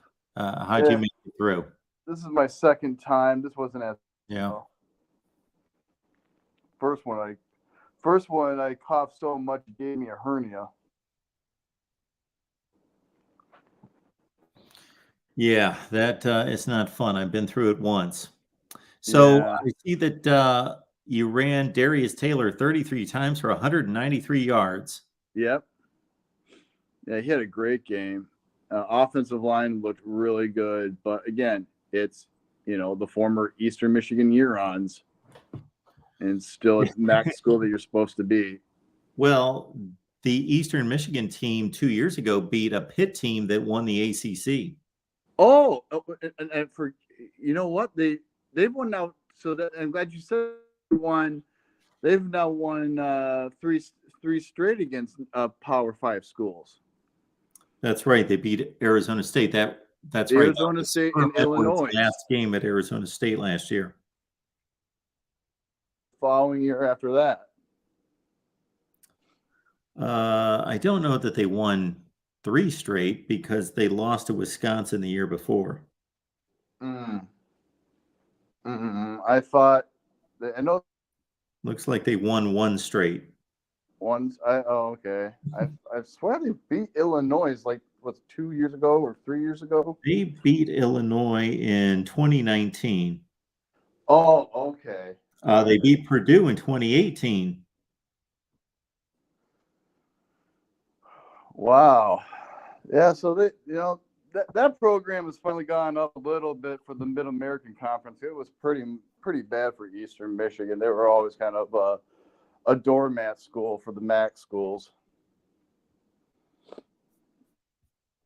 For sure. Yeah, that program has really, really turned around. Yeah, I don't really have much else to say.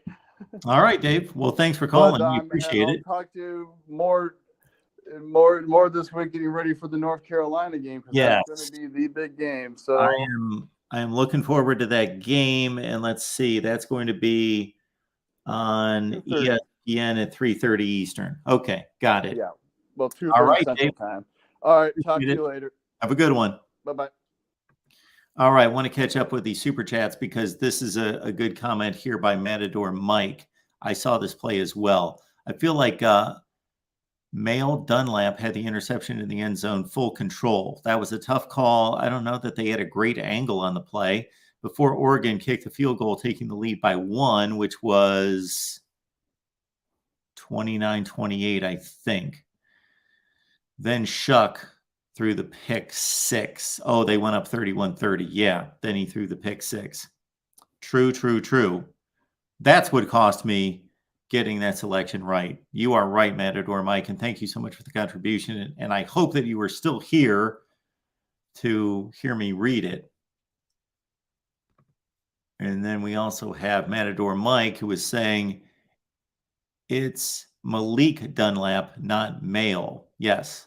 I didn't know that for sure. I just knew that his name was Dunlap, but Male sounded a little odd. But yes, Malik Dunlap, an interception in the end zone off Bo Nix, and it looked like it was going to be called good. It was not. Oregon kicked the game lead field goal to go up 31-30 and then had the pick 6 that closed out the scoring 38-30.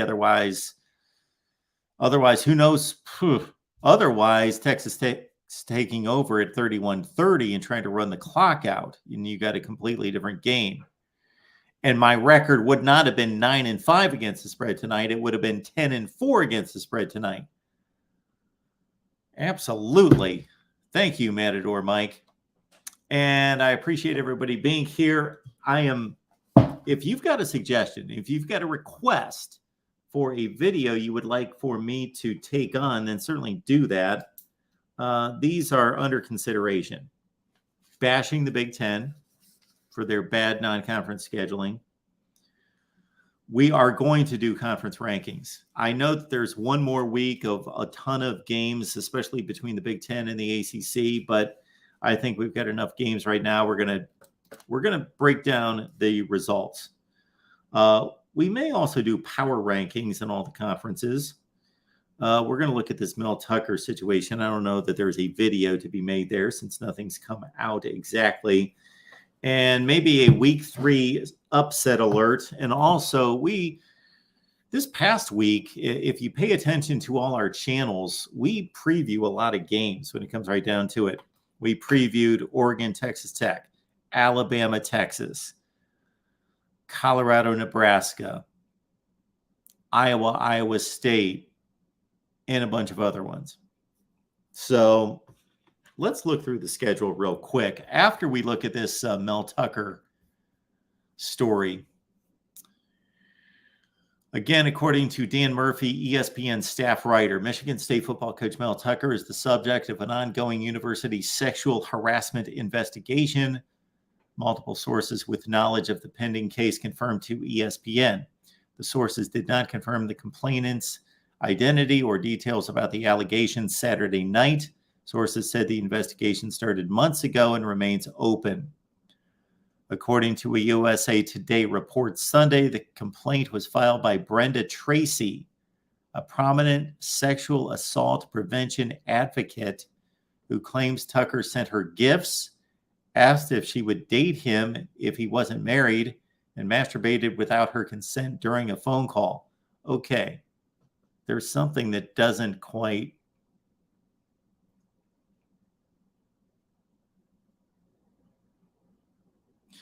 Unless Mel Tucker had no knowledge of this woman's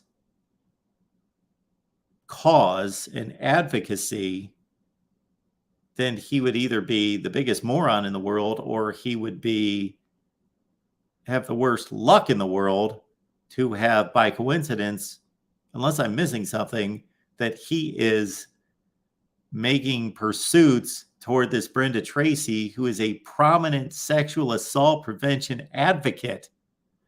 Okay. Tracy visited Michigan State. Am I missing something here? Tracy visited Michigan State in August 2021 and April of 22 to speak to the football team about preventing sexual misconduct. And she was named an honorary captain at the team's spring football game during that April visit. After the game, Tracy said Tucker called her multiple times, asked her repeatedly to meet him alone, and even suggested slipping into her hotel through a back door so no one would see him.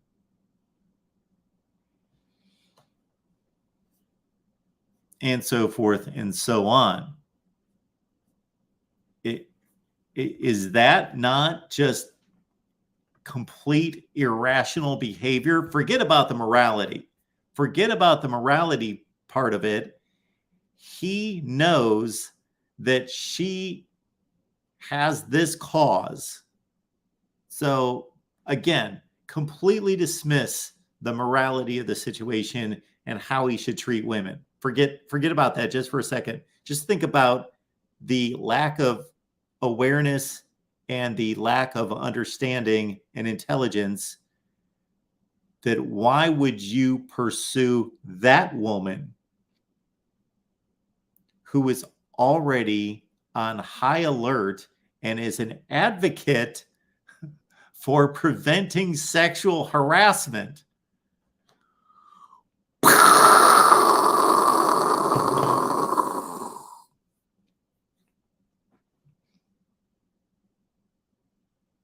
I'm at a loss. I'm at a loss. Beyond, again, the morality of it.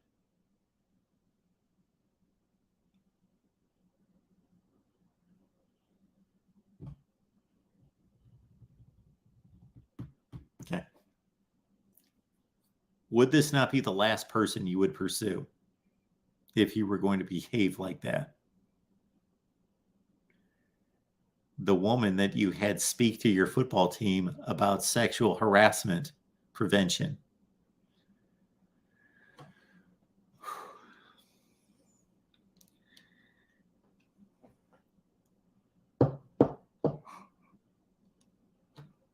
Crazy.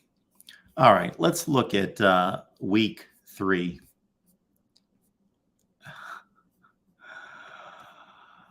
Oh, man. Week 3 in college football. Let's just, we're not going to dissect this to an nth degree. We'll just look for the big matchups and the Power 5 matchups. Thursday night, not much of anything. Navy, Memphis on ESPN. Friday, Virginia, Maryland on FS1.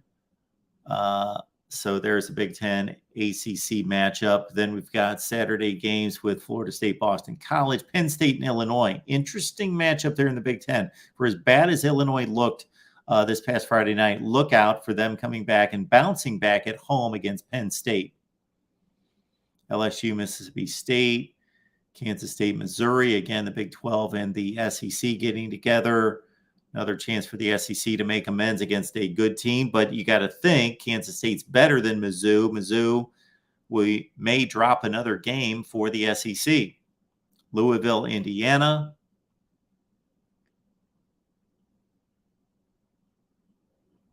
South Carolina, Georgia. The same Central Michigan team that lost by 1 million points to Syracuse today, I think 48-7. Takes on Notre Dame. Bama, South Florida. When has Bama ever traveled to a group of 5? I find it interesting that they are traveling to South Florida. The only reason that Bama is making this trip is because of recruiting. San Diego State at Oregon State. San Diego State was blown out by UCLA tonight. There's the Minnesota-North Carolina game that I definitely want to see. Northwestern will probably get annihilated by Duke. Virginia Tech Rutgers is on the Big Ten Network. See if Ohio State's pass defense can hold up against Western Kentucky. I don't even know what Western Kentucky's done this year.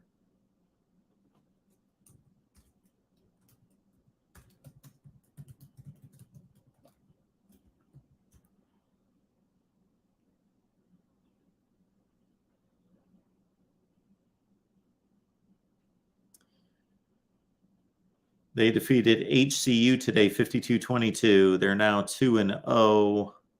Western Kentucky last week.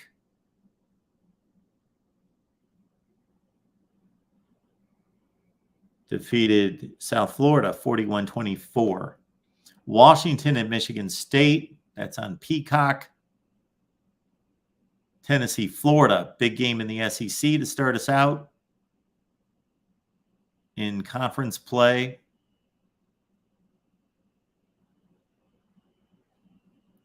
Ole Miss, Georgia Tech, SEC, ACC. Michigan with another toughie against Bowling Green. Syracuse, Purdue. Pitt, West Virginia, backyard brawl.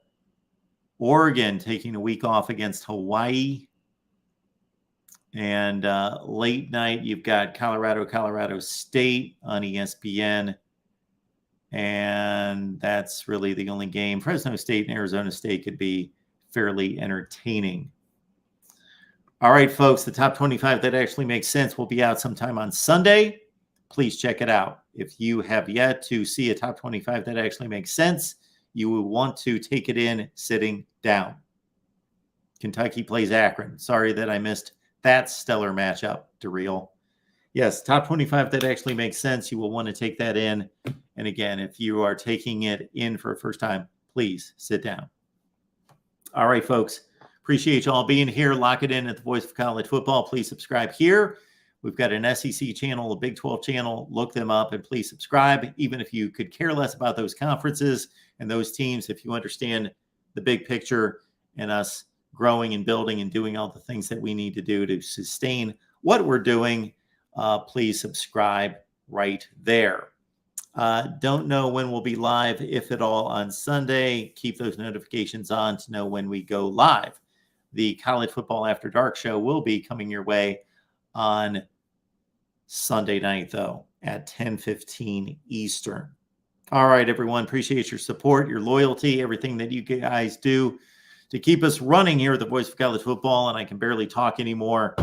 I am going to hit the hay before or after I do the top 25. That actually makes sense. Definitely before. Yes, I need to be well rested. All right. See you sometime on Sunday right here at the Voice of College Football.